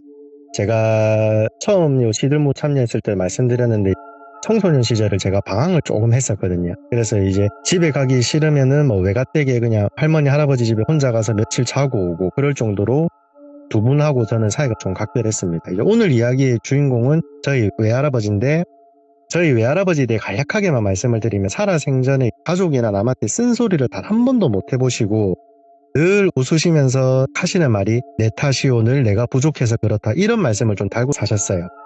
늘 항상 이제 좀 숙이고 사시는 그런 분이셨는데 제가 고등학교 2학년 무렵에 이제 모 지역의 안 좋은 학교에서 정신을 조금 늦게 차려서 나름 열심히 공부를 해서 지방에 있는 공립대를 제가 갔었습니다. 당시 저희 고등학교는 뭐 지방사립대 4년제만 나와도 뭐 플랜카드를 걸어줄 정도로 안 좋은 학교였는데 저는 뭐 개천에서 용난 취급을 받았었죠 당시에. 당연히 외할머니랑 할아버지는 기뻐하셨고 할아버지께서 또 없는 형편에 제 기억상 그때 한 20만 원 정도를 제 손에 주시면서 학교 다닐 때 쓰라고 하시더라고요. 오호. 무튼 그렇게 이제 대학에 가서 뭐 하라는 공부는 안 하고 또 20살이다 보니까 친구들하고 신나게 술을 마시고 있는데 어머니께서 울면서 전화가 오시더라고요. 외할아버지께서 아무래도 돌아가실 것 같다. 저는 너무 놀라서 일단 술잔을 내려놓고 자취방에 가서 아무 일도 없기를 하면서 혼자 막 기도를 하고 울었어요. 그렇게 다음날 첫 차를 타고 고향으로 갔죠. 고향으로 가는 도중에 뭐 좀 안 좋지만 할아버지께서는 별세를 하셨고요. 그렇게 정신없이 도착해서 상복으로 갈아입고 이제 우리 사무제라고 하죠. 3일 동안 장례하는 거. 사무제 장례를 시작을 했는데 보통 이 3일 동안 장남하고 장손이 잠을 자지 않고 장례식장을 지키는 게 맞는데 저희 집 같은 경우에는 장손이 저랑 동갑인데 조금 아픈 친구입니다. 이제 흔히 말하는 자폐 스펙트럼이 있는 그런 친구인데 뭐 남들한테 피해를 주는 애가 아니라 그냥 혼자 조용히 휴대폰 보고 게임하고 그게 다거든요. 그 친구는 장손으로서의 역할이 어려우니까 당연히 제가 3일 동안 잠 안 자도 된다. 내가 할아버지 빈소를 지킬 테니까 다들 각자 일 보셔라. 그렇게 했죠. 왜냐하면 이제 할아버지와 추억이 그 누구보다 많던 손주 중에 한 명이 저였거든요. 장손인 삼촌분께서는 사회적으로 지위가 좀 있으신 분이어가지고 뭐 조문객들 상대하랴 또 뭐 약주 한 잔도 드시고 해서 일찍 또 주무셨고요. 그렇게 이제 혼자 할아버지 영정사진 앞에서 한 3일이라는 시간을 멍하게 혼자 보내다가 울고 뭐 혼잣말로 사진 보면서 할아버지랑 대화도 해보고 또 울고 그런 날을 보내고 있었어요. 또 살아생전에 남한테 모진 소리 못 해보셨다는 생각에 더욱 마음이 또 안 좋았고요. 무튼 그렇게 마지막 날까지 잠을 안 자고 밤을 새고 있는데 새벽 한 2시? 그때쯤에 저희 어머니께서 저한테 그러시더라고요. 야 똘비야, 엄마는 네가 너무 대견하고 고맙다. 이제 고생했으니까 저기 식당 가서 눈 좀 붙여라 라고 하시더라고요. 이제 마지막 날이라서 몇 시간만 버티면 되는데 저도 모르게 알겠다 엄마가 할아버지 향 안 꺼지게 계속 지켜라 하고 저는 이제 식당에 가서 바닥에 누웠습니다. 눕자마자 정말 몇 초 만에 잠이 들더라고요. 그렇게 정신없이 잠을 청하는데 와 이게 너무 더운 겁니다. 예. 제가 원래 더위를 많이 타긴 하는데 무슨 사막에 던져진 것처럼 덥더라고요. 그래서 눈을 뜨고 물을 마시려고 하는 순간 가위가 눌리더라고요. 땀은 정말 비 오듯이 나고 있고 몸은 안 움직이고 제가 원래 좀 불편한 곳에서 이불도 안 깔고 자면 가위에 좀 잘 눌리는 편이긴 한데 좀 다르더라고요 그날은. 그렇게 가위에 눌리고 땀은 비 오듯이 오고 너무 힘든 와중에 주변에 뭐가 있나 싶어서 눈을 떼굴떼굴 굴렸죠. 다행히도 식당 조명이 다 켜져 있어서 상당히 잘 보였는데 뭐 아무것도 없더라고요. 뭐 아무것도 없네 뭐가 안 나타나네 하는 와중에 엄청 중저음의 남자 목소리가 식당 전체에 울리더라고요. 그 사람이 하는 말이 딱 한마디였어요. 자네니까 허락한다. 딱 이 한마디였는데 진짜 태어나서 그렇게 품격 있으면서 동굴 속에서 말하는 것처럼 식당 전체에 막 메아리가 퍼지듯이 울리더라고요. 저는 이게 뭐지 싶기도 하고 또 누가 있나 싶어서 다시 눈을 왼쪽으로 탁 돌려보니까 제 옆에 여물한 사람이 누워있더라고요. 우리 사람이 고인이 되고 제일 마지막에 보면은 왜 천 같은 걸로 막 온몸을 칭칭 감지 않습니까? 그렇게 천으로 둘러싸인 누군가가 딱 누워있는데 본능적으로 아 할아버지다라는 걸 알았죠. 예. 가만히 제 왼쪽에 누워있는 그 천에 감싸진 사람을 보고 있는데 너무 슬픈 거예요. 미친 듯이 울었습니다. 뭐 눈물이고 콧물이고 침까지 막 흘려가면서 울었죠. 그러자 이제 그 속에서 시꺼멓게 그을린 검은 팔이 이제 천을 딱 찢으면서 나오는 거예요. 그러더니 본인 얼굴 쪽에 있는 천을 다 뜯고 저를 딱 쳐다보는데 새까맣게 그을린 저희 외할아버지더라고요. 할아버지가 가만히 저를 쳐다보는데 너무 눈물이 나가지고 제가 할아버지 정말 죄송하다. 생전에 사랑한다는 말을 더 할걸.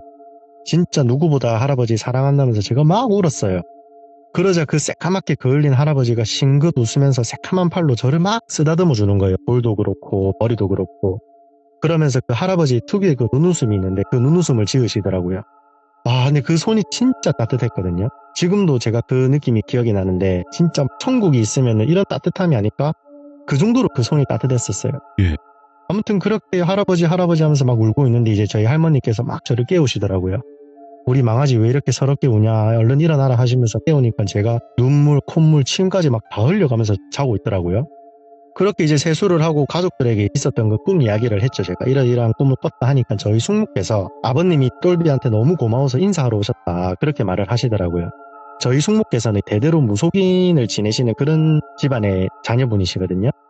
그래서 이제 확실히 일반인들과는 뭔가 좀 다른 거를 느끼고 좀 아는 그런 분이 있는데 신내림을 받거나 그러진 않으셨고요. 네. 그렇구나 하고 있는데 저희 아버지께서 식당에 들어오시더니 갑자기 귀신이 고칼 노릇이네 이렇게 말씀을 하시는 거예요. 그래서 가족들이 왜 그러냐고 물어봤죠. 그러니까 이제 여기서부터는 저희 아버지께서 겪으신 이야기입니다. 저는 식당 바닥에서 자고 있었고 아버지는 마지막 날이고 마감을 해야 되니까 그 주류랑 이런 거를 다 반납을 해야 돼서 잠그고 이제 카운트를 다 마친 상태셨대요. 그러는 와중에 왜 노숙자가 할아버지 빈소 앞에 서 있었다고 하시더라고요. 그래서 아버지께서는 그 노숙자를 가만히 쳐다보는데 이게 노숙자분이 맞긴 맞는데 너무 깔끔한 노숙자였답니다. 오. 이게 우리가 깔끔하면 노숙자가 아니지 않냐라고 하는데 분명 노숙자는 맞습니다. 맞는데 무슨 노숙자가 저렇게 인물도 확실하고 깔끔해 보이지? 이런 생각을 하셨대요. 그러자 그 노숙자분이 고개를 돌려가지고 저희 아버지한테 고생이 많으십니다. 실례가 되지 않는다면 소주 한 병만 얻어 마셔야 되는데 마실 수 있겠습니까? 라고 하셨대요. 네. 그래서 이제 아버지 입장에서는 술은 얼마든지 드리고 싶어도 이미 다 이거 반납을 한 상태니까 여기서부터는 손을 대면 저희 물건이 아닌 거에 손을 대는 그런 상황이셨대요. 그래서 저희 아버지께서 노숙자분께 어르신 저희가 이미 정산을 다해서 술을 마음대로 꺼낼 수 있는 상황이 아닙니다. 괜찮으시다면 이걸로 따뜻한 국밥 한 그릇 드십시오. 술은 몸에 좋지 않으니까 조금만 드십시오 하면서 아버지가 5만원짜리 새지폐를 한 장 드렸대요. 네. 저희 아버지는 무조건 새지폐나 최대한 깨끗한 지폐만 좀 지갑에 놓고 다니는 그런 돈에 관한 결벽이 좀 있으시거든요. 그렇게 5만원짜리 새지폐를 딱 드리니까 그 노숙자분께서 반으로 접으시더니 주머니에 넣고 고맙습니다 라며 90도로 숙여 인사를 하셨대요. 근데 여기서 이상한 게 그 노숙자분이 그러고 할아버지 빈소를 잠시 쳐다보고 묵념을 하시더니 눈물을 왈칵 흘리시는 거래요. 진짜 찰나의 순간 한 몇 초 그 사이에 소리도 없이 눈물만 왈칵 흘리시더니 고생 많았네 가세라는 한마디를 하고 뒤를 돌아서 비상구 쪽으로 걸어가셨대요. 아버지께서는 뭐지 장인어른 지인이신가? 괜히 우리한테 말 걸기 부담스러우셨나 이런 생각을 하고 그 노숙자분한테 막 뛰어가셨대요. 어르신 잠시만요 어르신 하시면서 뛰어가니까 저희가 있던 장례식장이 2층이었는데 그분이 비상구 쪽으로 내려가셨거든요. 근데 그분이 없으셨어요. 그분은 엄청 천천히 걸어가셨고 아버지는 막 뛰어가셨는데 그새 사라져버렸고 이상하다 싶어서 이제 1층까지 내려가니까 1층 계단 바로 앞에 아버지가 드린 5만원짜리 세집회가 딱 계단 위에 얹어져 있더라고요. 반으로 접어가지고. 누가 봐도 이건 아버지 돈이었어요. 세집회였고 아까 그분이 반으로 접으셨으니까. 그렇게 아버지는 이제 그 돈을 주고 1층에 그 상주하고 있는 직원들한테 이렇게 생긴 어르신 내려오지 않았냐 하니까 아무도 그분을 못 봤다 하더라고요. 그래서 이제 저희 아버지께서 올라오셔서 이런 일이 있었다라고 하니까 숙모께서 이제 하시는 말이 아버님이 보내신 분이고 고인을 모시는 사자분인 것 같다. 아마 아버님께서 이제 생전에 남한테 피해 한 몸도 안 주고 덕도 많이 쌓고 해서 저렇게 사자를 통해서 가족들한테 인사를 하러 온 것 같다. 돌비 꿈도 그렇고 그렇게 말씀을 하시더라고요. 근데 이제 저희 아버지는 콧방귀를 끼셨죠. 왜냐하면 저희 아버지는 아무것도 안 믿는 무교신자시거든요. 근데 또 제사는 지내는 좀 약간 그런 모순이 좀 있긴 있는데 아무튼 그렇게 외할아버지의 장례식장이 마무리가 되었어요. 장례식이 끝나고 이제 저희 가족들은 집으로 돌아왔고 그동안 못 잔 잠을 좀 잤고요. 잠을 충분히 자고 나니까 저희 어머니가 어떤 이야기를 하나 해주시더라고요. 이제 여기서부터는 또 저희 어머니가 겪은 이야기입니다. 할아버지가 돌아가신 당일날 집에 있는데 이 숙모한테 전화가 오셨대요. 아버님이 오늘은 못 넘기실 것 같으니까 지금 급하게 어머님 모시고 병원으로 가고 있다. 아가씨도 얼른 준비해서 넘어와라. 저희 어머니는 그 길로 병원으로 가셨대요. 저희 어머니는 숙모의 이런 예지력은 무조건 맹신하시거든요. 한 번도 뭐 허튼 말이나 가벼운 말을 한 적이 없다 보니까 더더욱 믿으셨고요. 당시 이제 할아버지는 삼촌 친구분이 운영하는 그 요양병원에 계셨는데 도착을 하니까 병원장님이랑 그 간호사 선생님들이 할아버지 옆을 지키고 계셨대요. 거기 원장님께서 이제 아무래도 마음의 준비를 다들 하시고 하고 싶었던 이야기 있으면 편하게 하셔라. 우리는 잠시 뒤로 빠지겠다라고 이렇게 하고 편의를 봐주셨다고 하더라고요. 그렇게 저희 어머니는 뭐 아빠 안 된다 가지 마라 뭐 내두고 어디 가냐면서 막 아이처럼 울었고요. 할머니는 뭐 영감아 네가 내 행복하게 해준다 해놓고 맨날 첫날 고생만 시키고 이번엔 또 내 혼자 놔두고 가냐면서 막 울었대요. 그래서 할아버지가 특유의 세상 선한 웃음을 지으면서 저희 엄마한테는 우리 막내 공주 막내딸 아빠가 미안하다 사랑한다 하고 할머니한테는 뭐 할머 미안한다 사랑한다 하고 또 숙모한테는 며느라 고생이 많다 하면서 그렇게 가족들하고 작별 인사를 막 하고 계셨대요. 할아버지께서 대뜸 할머니한테 이런 말을 하셨대요. 근데 할머 저승사자가 있긴 있네. 우리 형님이랑 형수님도 같이 오셨네. 이런 말씀을 하셨대요. 그래서 할머니께서 그런 게 어딨냐. 있으면 내가 가만 안 둘 거다 하면서 막 소리를 지르셨대요. 할머니는 이제 50년 이상을 성당에 다니신 천주교 신자시거든요. 그러자 이제 할아버지께서는 입원실 내에 있는 화장실 옆에 어떤 허공을 바라보면서 형님 오랜만입니다. 뭐 형수님도 오셨네요. 이러면서 아 사자님이십니까? 예 사자님 그러시죠 하시고 그 자리에서 돌아가셨어요. 그 이야기를 듣고 이제 장례식 일도 그렇고 진짜 이런 저승사자분들이 계시는구나 라는 생각을 하고 있는데 할아버지께서 돌아가시기 한 6년 전에 할머니한테 저승사자 두 분이 오셨다는 또 이야기를 해주시더라고요. 어머니가. 약 6년 전에 저희 할아버지 담당 의사 선생님께서 길면 3달이라는 시한부 판정을 받으셨대요. 예. 대장을 포함해서 대부분의 중요 장기가 재기능을 하지 못하시는 그런 상태였거든요. 소화가 안 되시다 보니까 드시는 족족 대변으로도 나오고 소변으로도 나오고 그냥 먹는 족족 그렇게 다 나올 정도로 상태가 많이 심각하셨거든요. 그렇게 이제 그날 의사한테 그런 이야기를 듣고 집에 돌아와서 할아버지랑 할머니랑 안방에서 잠을 청하시는데 할머니 꿈에 저승사자 2명이 나타나셨었대요. 예. 예전에 할머니 할아버지께서 젊은 시절 자식들 키웠던 그런 주택이 있는데 그 주택 마당 앞에서 웬 남성 2명이 온몸은 정말 그림자처럼 새까맣고 눈이 고양이 눈이었대요.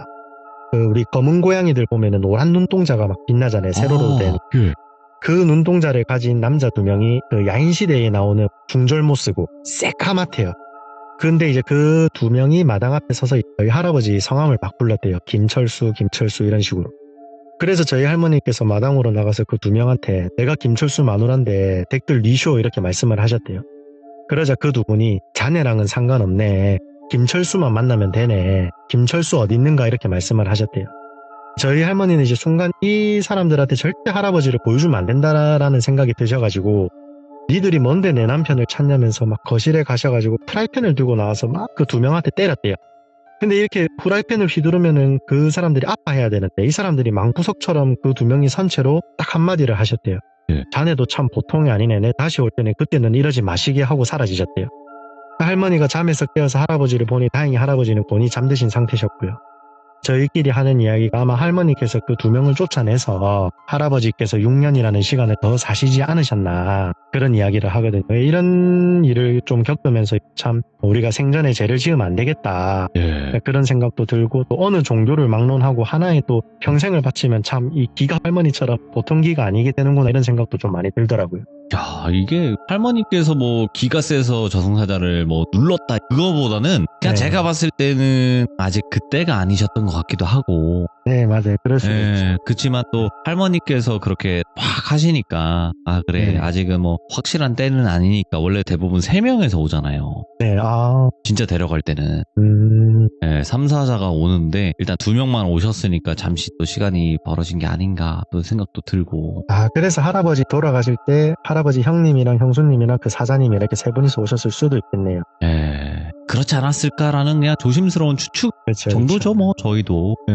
그래도 공주 아빠님께서 이렇게 이야기 잘 들려주셨는데 사실은 공주 아빠님께서 큰 수술을 또 앞두고 계시잖아요. 네네네. 네, 그래서 또 수술 잘 마치시고 또 건강 회복하셔서 다시 돌아와 주셔서 또 여러 가지 이야기 네. 들려주실 거라고 저는 믿어 의심치 않습니다. 아유, 당연하죠. 네. 내용 정리 잘 해가지고 잘 해드리겠습니다. 잘 이겨내시고요. 항상 감사합니다. 응원하도록 선생님. 하겠습니다. 감사합니다. 저도 항상 응원하겠습니다. 감사합니다. 화이팅입니다. 네.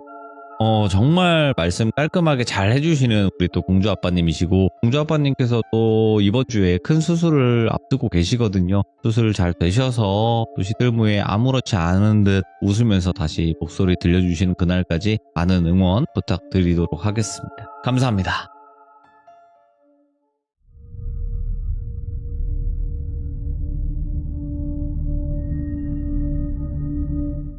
자, 이번 이야기는 시청자 검은쥐님께서 찾아와 주셨습니다.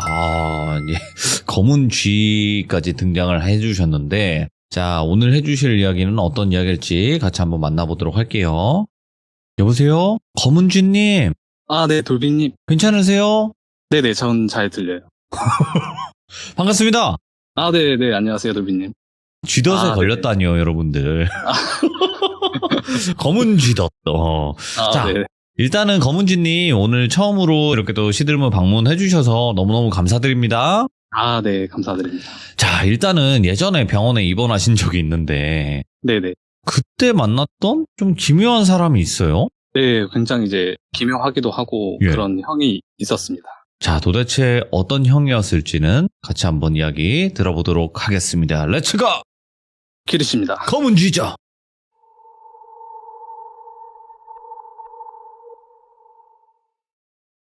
일단 먼저 말씀을 드릴 게 저는 뭐 귀신을 본다거나 뭐 그런 걸 듣거나 하는 그런 사람은 아니거든요. 네. 근데 그냥 일반인인데 어느 날 이제 배가 되게 꽉 막힌 듯 답답하고 아파가지고 이게 변비인가 하고 있었는데 그렇게 몇 날 며칠을 고생을 하다가 병원을 찾아가게 돼요. 근데 이제 의사 선생님이 급성 맹장염이라고 다음날 오셨으면 이게 터져서 복막염이 됐을 거다. 그래서 지금 바로 수술을 해야 된다. 그래서 바로 그날 수술을 하고 2주 좀 안 되게 입원을 하게 돼요.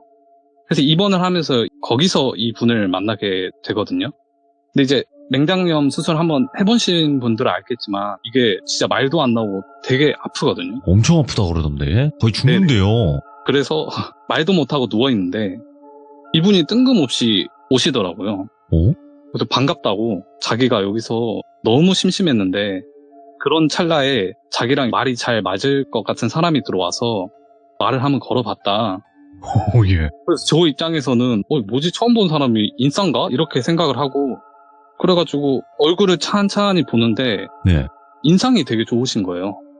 얼굴이 서글서글하고 웃을 때가 너무 좀 잘생겼다기보다는 푸근하게 생겼다? 약간 그런 느낌이었는데 그거랑 다르게 몸에서 풍겨나오는 그 기운 같은 게 제가 평소에 느낀 건 아닌데 네. 이분한테 뭐 약간 위압감이라고 해야 되나? 그런 게 느꼈어요. 이게 그 악령이나 뭐 악신을 봤을 때 공포 감에서 오는 위압감이 있을 거지만 그 산신령이나 뭐 신의 존재 이런 거 봤을 때도 위압감이 느껴지잖아요. 그런 약간 거대한 존재 앞에 있을 때 그 위압감이 좀 느껴지더라고요. 그래서 그냥 얼굴을 봤을 때는 나이는 한 30대 후반으로 보이셨어요. 제가 그때 20대 중반이었으니까 저랑 한 10살 넘게 차이가 나는데도 이제 본인을 형이라고 지칭을 하시더라고요. 그래서 저도 이제 형이라고 부르고, 근데 그렇게 얘기를 하는데 정말 신기하게 얘기가 정말 잘 통하는 거예요. 그래가지고 서로 많은 얘기도 나누고 했는데 입원한 지 한 5일쯤 지났을 무렵에 네. 그분께서 갑자기 좀 다소 심각한 표정과 좀 의미심장한 목소리로 저한테 말을 하시더라고요. 네. 제 본인이 귀신을 본다.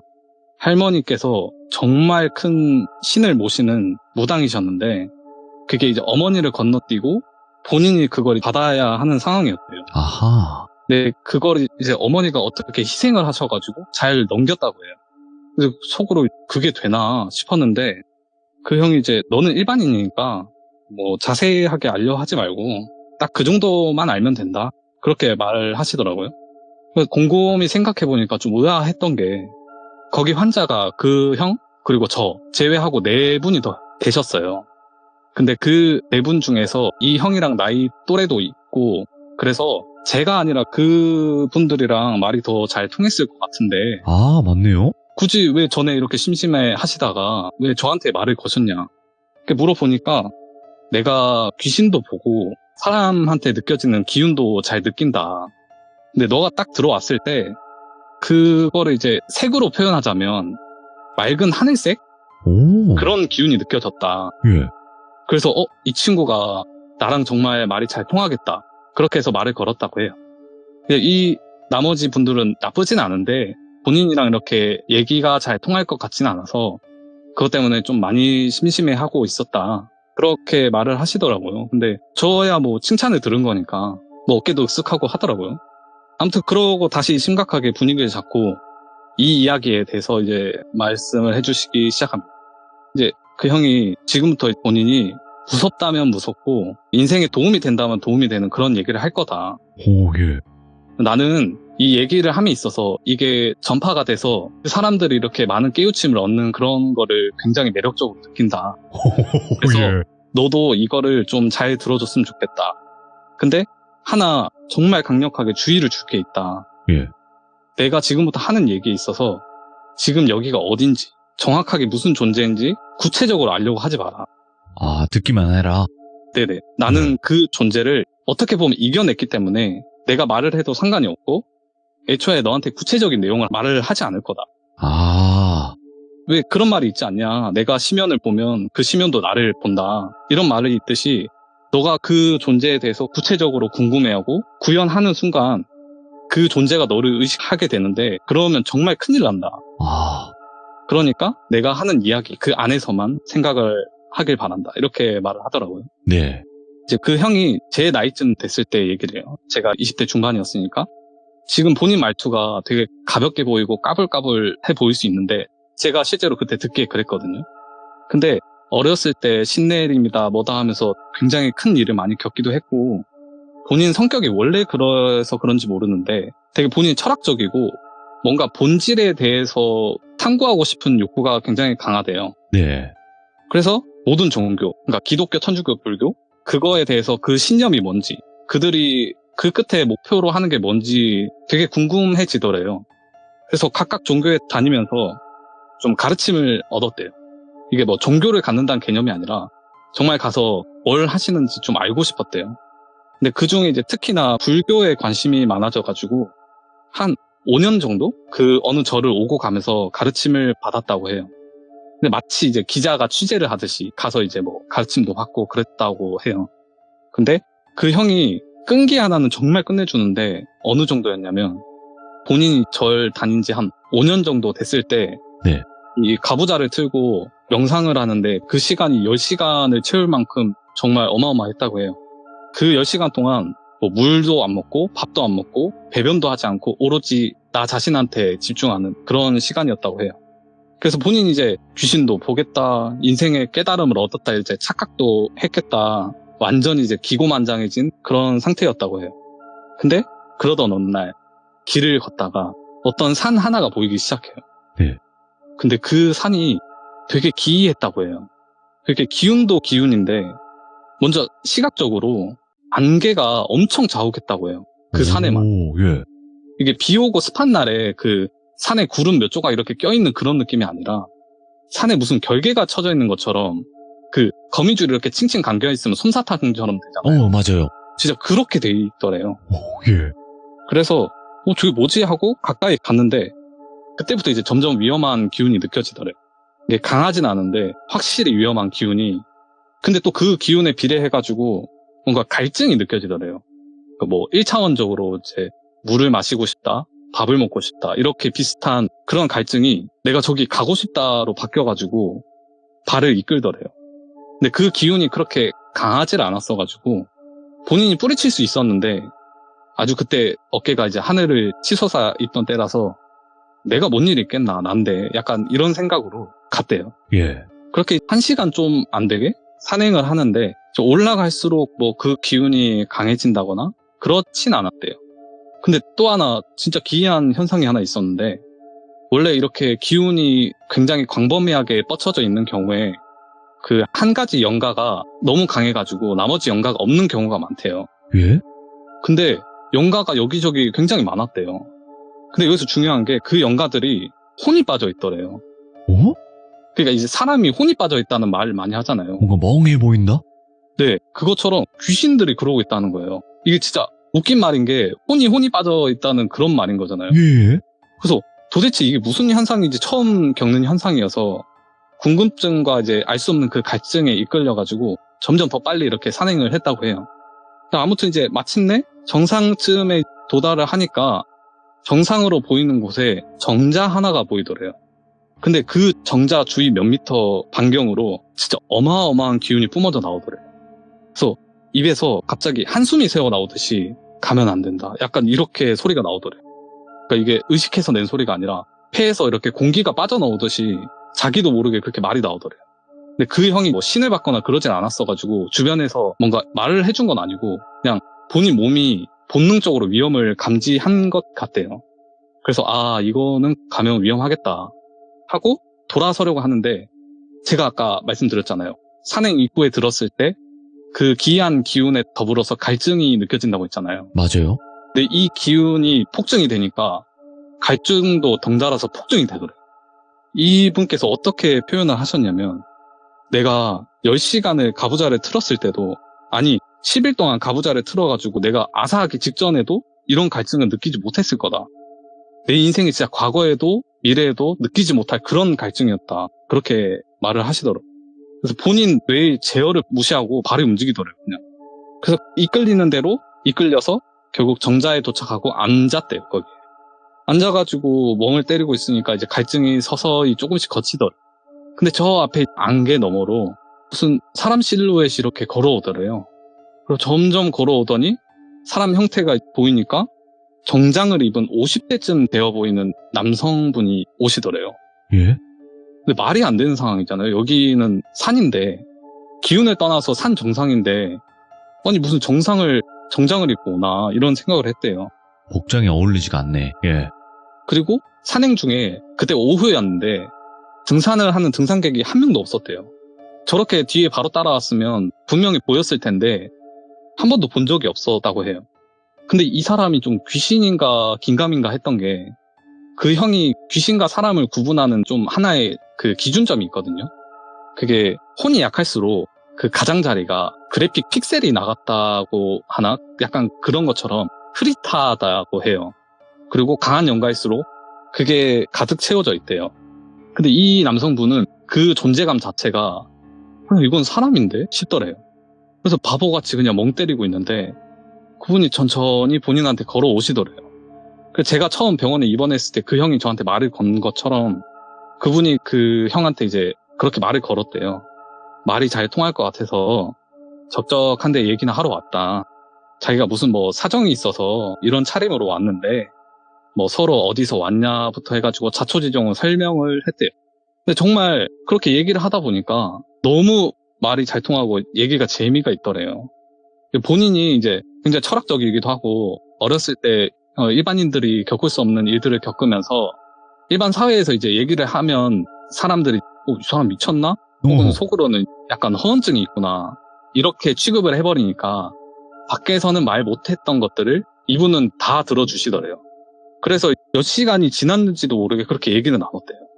근데 그렇게 얘기를 하는 도중에 갑자기 그 분께서 그래서 너네 인간은 안 된다는 거야. 이렇게 하시더래요. 예? 이게 문맥상 정말 말이 안 되게 좋은 얘기를 하다가 이런 얘기를 하시더래요. 예. 그 순간 온몸이 얼어붙으면서 이 생각이 들더래요. 그러더니 그분이 이제 일어나서 본인 앉아있는 앞에 서서 또렷이 지켜보시더래요. 근데 그 눈에서 안광이 붉게 빛나더래요. 그때부터 이제 귀신 그런 따위의 존재가 아니구나. 내가 오만함에 좀 이를 그르쳤다. 이게 느껴지더래요. 그때부터 그 존재가 이상한 소리로 독백을 하기 시작하는데 신적인 존재, 강한 존재 모든 걸 봐왔지만 그 모두가 불멸하지 않았다. 불멸하다는 거는 그냥 목숨만 부지해 나가는 게 아니다. 너희 그 하찮은 목이 잘리고 다른 머리를 거기다 심으면 그러고 살아가면 그건 너냐. 그렇게 살아가는 거는 불멸이 아니다. 이 세상의 진정한 불멸은 변하지 않는 나로 사는 거, 불변이다. 이렇게 말을 하더래요. 그래서 계속 이야기 이어나갔는데 나는 원래 일본에서 생겨났으나 지금 여기 다른 나라에 이 산에 정착해서 여기에 신이 되었다. 내가 불멸이고 내가 신이다. 너는 나 같은 존재가 어떻게 만들어지는지 아냐. 인간 몸 안에서 그 암세포가 생겨서 암이 되기 전에 사라지듯이 그 과정이 수없이 반복이 되듯이 너네 인간들이 뿌려놓은 그 부정한 기운들이 이 시간에도 합쳐졌다가 사라진다. 예. 근데 그 중에 아주 소수의 기운들이 그 작은 확률을 뚫고 몇백 번, 몇천 번을 거쳐서 존재가 완성이 되면 암이 생기듯이 나 같은 존재가 생긴다. 근데 나는 이렇게 생긴 내 존재를 잃기 싫었다. 내가 생겨난 일본이라는 나라는 그 옛날 다이묘 시대를 지나서 너네 나라를 복속하기까지 욕심을 그렇게 부렸는데 그 욕심을 더 내가지고 세계를 바라보다가 욕심에 사로잡혀서 내가 아는 일본은 그때부터 없어졌다. 뱀이 제 아가리보다 먹이가 큰 줄도 모르고 그 입을 벌리다 찢어져 버렸다. 이렇게 말을 하더래요. 예. 근데 나는 다르다. 이 산에서 나는 그 누구도 이길 수 없고 해할 수 없다. 여기서 나는 불변하고 불멸하다. 이렇게 말을 하더래. 이런 소리를 하니까 어안이 벙벙하더래. 이게 뭔 소리지 하고 도대체 이 존재는 언제 생겨난 존재지? 그것도 모르겠고 하늘 풀듯이 본인한테 독백을 하더래. 그러고 있는데 어느 순간 그 존재가 갑자기 씩 웃으면서 도망가 봐라 이렇게 하더래요. 그 말이 끝나기가 무섭게 발에 묶고 있는 그 힘이 있었는데 그게 풀리더래요. 그래서 뒤돌아서 미친 듯이 뛰었대요. 네. 풀숲에 베이고 막 벌레들이 코에 눈에 들어오는데 그 신경도 안 쓰이고 막 심장은 터질 것 같고 폐가 아려오더래요. 예. 그래서 그럴 때쯤에 양쪽 귓가에서 번갈아 가면서 음성이 들리더래요. 너가 여기 산에서 도망가면 나갈 수는 있을 것 같아? 혹시 살 수 있을 거라고 생각해서 도망가는 거야? 이러더니 그 목소리가 여러 목소리로 바뀌더래요. 얘는 괴로워서 손톱 발톱이 다 나갈 때까지 바닥을 긁다가 죽었어. 얘는 너가 알지도 못할 만큼 많은 뼈가 부러져서 죽었고 얘는 너무 늙어서 그렇게 오래 갖고 놀지는 못했어. 이렇게 하더라고요. 이게 목소리가 여자 목소리였다가 남자 목소리였다가 이렇게 하는데 이거보다 훨씬 잔인한 표현이 많았는데 제가 이 방송에 말할 수가 없어서 여기에 말은 안 했는데 예. 뭐 어린 여자아이 목소리도 들렸으니까 엄청 끔찍하더래요. 본인이 생각하기에 그때 그 당했던 피해자들 목소리로 그렇게 말을 한 것 같아요. 그래서 그 순간 이제 나는 살 수가 없겠구나. 아니 이게 살 수 없는 게 문제가 아니라 편하게 못 죽겠다. 그 순간 이제 다리가 풀리고 그대로 그 자리에 무릎을 꿇었대요. 그래서 본인이 이제 여러 종교에서 가르침을 받고 한 게 무색하게 본인 마음이 이미 한참 전에 꺾여 있었더래요. 그래서 손이 발이 되도록 빌기 시작했대요. 살려달라고. 뭐 희생자를 데려오라면 데려오겠다. 내가 종이 되겠다. 뭐라도 하겠다. 살려달라.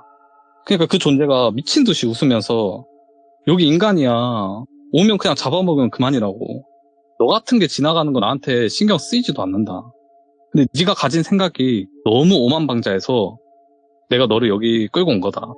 이제 알겠냐고. 네가 얼마나 미개한 벌레 같은 존재인지. 이거는 너로 끝나지 않을 거다. 너희 부모님, 그리고 3년 후면 태아를 가지게 될 너희 여동생까지. 이렇게 말을 하는데 이제 심장에서부터 불이 난 것처럼 뜨겁더래요. 아, 내가 여기서 꺾이면 내 뒤에 소중한 사람들이 죽는 걸 넘어서서 고통받다가 영혼도 구제받지 못하고 구천을 떠돌겠구나 생각이 들더래요. 그래서 처음에는 미친 듯이 화가 났대요. 그래서 그 분노의 힘에 입어서 그 거대한 존재에 대립할 방법을 생각하기 시작하는데 스님께서 했던 그 가르침이 그때 좀 생각이 나더래요.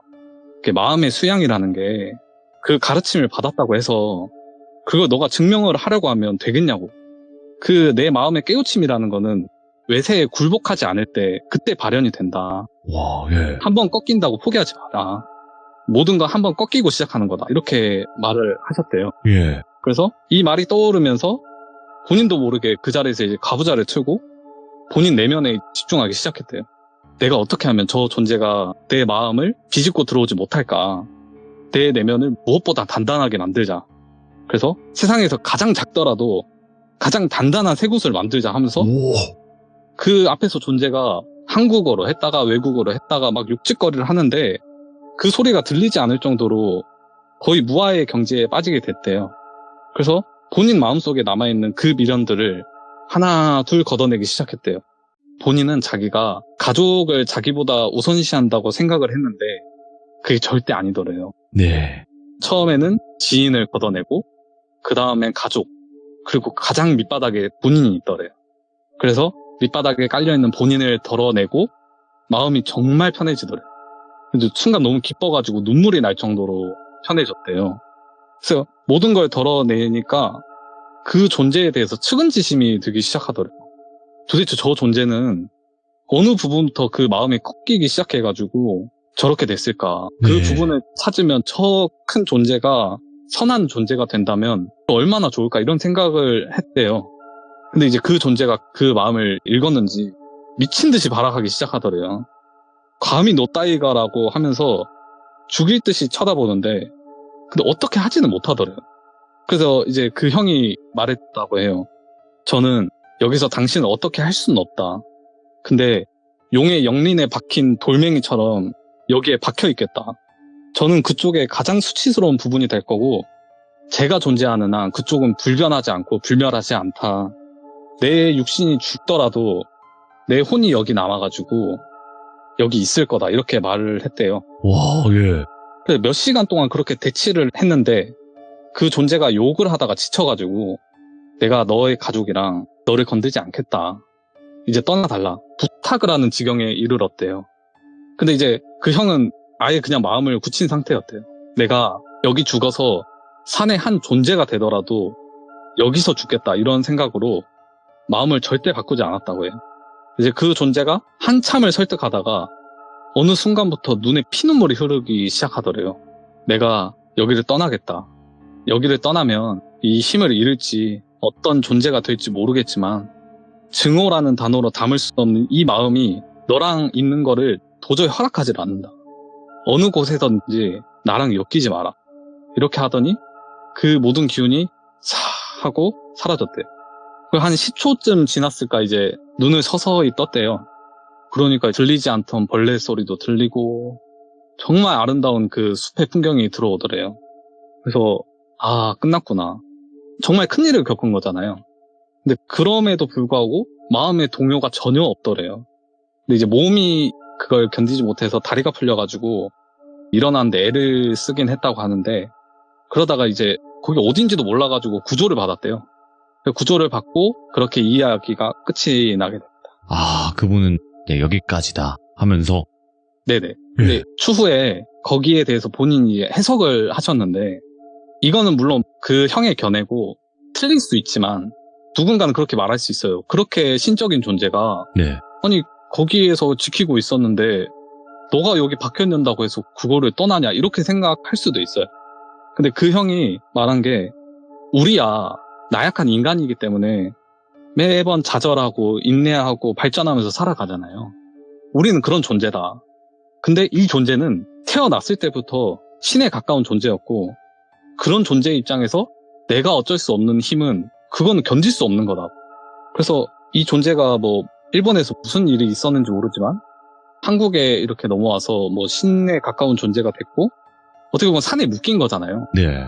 난 사라지기 싫어서 이 산에 있겠다 이건데 그 큰 힘을 얼마나 과시하고 싶었겠어요. 근데 이제 그걸 알 수 있는 사람이 지나가니까 어떻게 보면 나를 거기서 잡아서 그렇게 한 것 같다. 근데 이 벌레 같은 존재가 자기가 도달하지 못한 그런 영역에 도달을 해서는 자기를 측은지심으로 보니까 거기서 완전 미쳐버린 것 같다. 그렇게 말을 하더라고요. 그래서 원래 불교에서는 무아라고 하는 게 나라는 존재는 영원불멸하지 않다 이런 뜻이래요. 근데 그 존재는 애초에부터 나는 불멸하고 불변하다 이렇게 못을 받고 시작했잖아요. 예. 그래서 그 존재는 애초에 절대 깨달음을 얻을 수 없다. 그렇게 말을 하고 내가 집중을 넘어서 무아의 경지에 됐을 때 그런 걸 느꼈는데 제가 그 전에 질문을 했거든요. 네. 아, 그럼 형은 그 한순간만큼은 거의 뭐 스님들이 얘기하는 반열에 든 게 아니냐. 대단하시네요. 이렇게 말을 하니까 예. 빙그레 웃으시면서 다르다고. 감히 그런 걸로 비교할 수 없다고. 내가 뭐 어떤 특정한 외압과 그런 상황에 의해서 그 무아의 상태에 빠진 거지. 그 반열이라는 거는 그 상태를 넘어선 상태다. 그러니까 한마디로 무아라는 게 점이라고 치면 반열이라는 건 그 점을 무수히 찍어놓은 선 같은 거다. 네. 그렇게 표현을 하시더라고요. 그래서 형은 여기 사람들이 나이가 들고 피폐해져가지고 신념이라는 게 사라진 게 보인다. 이미 오래전에. 근데 너가 딱 들어왔을 때 그 자유분방하지만 너 하나의 신념을 곧게 가지고 있는 게 보였다. 그래서 나는 그거를 너가 잘 간직해서 평생 유지해 간다면 그거야말로 불변이 아니겠냐. 그래서 네 신념에 자부심을 갖고 그렇게 살아라. 그래서 사람들이 그렇게 살았으면 좋겠다 하고 이야기를 마치십니다. 그러면 되게 여러 가지의 뜻과 감정들이 많이 섞여 있는 한 사람에 관련된 이야기였는데 다 네. 듣고 어떤 걸 좀 느끼셨어요? 이분의 말이 진실성이 있다던가 혹은 뭔가 좀 와닿는 그런 게 있으셨나요? 아, 저는 일단 네. 되게 현실적이어가지고 귀신이라던가 이런 거를 지금도 그렇게 믿진 않거든요. 네. 그래서 지금도 말을 하면서 이게 허무맹랑한 소리라고 말을 할 수 있는데 네. 과연 그분 형 앞에 들었을 때 그렇게 말할 수 없을 것 같아요. 그 느껴지는 그런 기운이라던가 확실히 있었기 때문에. 그리고 네. 이 얘기는 확실히 제 인생 살면서 많은 지표가 되긴 했던 것 같아요. 저도 공감합니다. 그 부분에 대해서. 네네. 왜냐면 사실상 지금 해주시는 이야기들 자체가 불교 사상이 좀 많아요. 네네네. 그쵸? 그러니까 결국에는 그 오만한 존재 자체도 자신이 오만한 줄 모르고 오만한 그런 인간들을 꾸짖고 있잖아요. 네, 맞죠. 그치만 그래봤자 부처님 손바닥 아니라는 말이 네, 있듯이 네네. 굉장히 오만한 거고 자신이 그런 존재인지도 모르는 그냥 미개한 그런 게 아닌가라는 생각도 들면서 그리고 여기 시청자분들도 또한 또 그런 생각을 가지신 분들도 있어요. 이 이야기는 그냥 정신이 이상한 사람의 말이다. 혹은 아니다. 실제로 이런 걸 겪은 사람이 이 이야기를 해준 거다. 이렇게 의견들이 나뉘고 있거든요. 네네. 근데 그거는 사람이 생각하는 것에 따라 다르다고 저는 생각을 해요. 허문진님. 네네. 야, 근데 어떻게 이렇게 자세하게 또 표현을 잘 해주셨네요. 아, 이게 제가 네, 그때 되게 그 얘기를 듣고 충격을 먹기도 했고 그렇죠. 그 얘기를 나중에 제보를 하려고 할 때 네. 제가 어떻게든 생각을 해가지고 그걸 한번 이렇게 짜집기해서 맞춰서 그렇게 해서 제보를 했거든요. 이야, 근데 그것 또한 대단하신데 말씀 또한 정말 잘해주시네요. 아유, 감사합니다. 이야, 그리고 나서 그 형과의 인연은 끝인가요? 그 형이 제가 안 그래도 네. 거기서 뭐 연락처를 주고받고 싶었는데 그 형이 본인이랑 엮이지 마라. 너 이런 거랑 엮일 생각 절대 하지 말라고. 예. 그렇게 하면서 연락처 뭐 그런 거 받을 생각도 하지 말고 나중에 또 인연이 되면 결국 만나게 되니까 그냥 여기서 잘 놀다가 그 추억 간직해서 가라 이렇게만 말씀하셨어요. 그러니까 한마디로 그렇게 왔던 인연은 거기서 끝내자. 네네 그런 뜻이었던 것 같습니다. 너무너무 잘 들었습니다. 검은지님 정말 제가 요즘에 50이라는 게임 때문에 그 불교 쪽에 관심이 많았거든요. 아, 네네. 야, 근데 이게 확실히 그 전달하는 바가 있습니다. 이 불교나 기독교나 다 같은 누구든 존경받는 종교지만 거기에서 추구하는 바 그리고 전달하고자 하는 바가 분명히 있습니다. 예, 그래서 여러분들도 그렇게 생각을 해주시고 들어주시면 될 것 같고 검은지님도 오늘 너무너무 고생 많으셨습니다. 감사합니다. 감사합니다. 네, 고맙습니다. 네. 어마무시한 이야기예요. 저는 개인적으로 굉장히 공감을 하면서 들었어요. 예, 근데 여기 뭐 계신 시청자분들 중에서 에이 무슨 말이야 이러시는 분들도 있어요. 뭐 그거 다 존중합니다. 근데 저처럼 이렇게 들으신 분들도 대다수 계실 것 같아요. 예, 그래서 이 이야기에 관련된 생각을 여러분들께서 댓글로 꼭 남겨주시길 바라겠습니다. 오만이라는 그 단어 자체를 저도 굉장히 좋아하고 새겨 들으려고 굉장히 많이 노력을 하고 있어요. 살면서 내가 뭐라도 된 것 마냥 이렇게 생각하시는 분들도 많이 계실 텐데 모르겠습니다. 저희 시청자분들과 저는 오만하지 않고 살아가는 사람이 되었으면 좋겠네요. 감사합니다.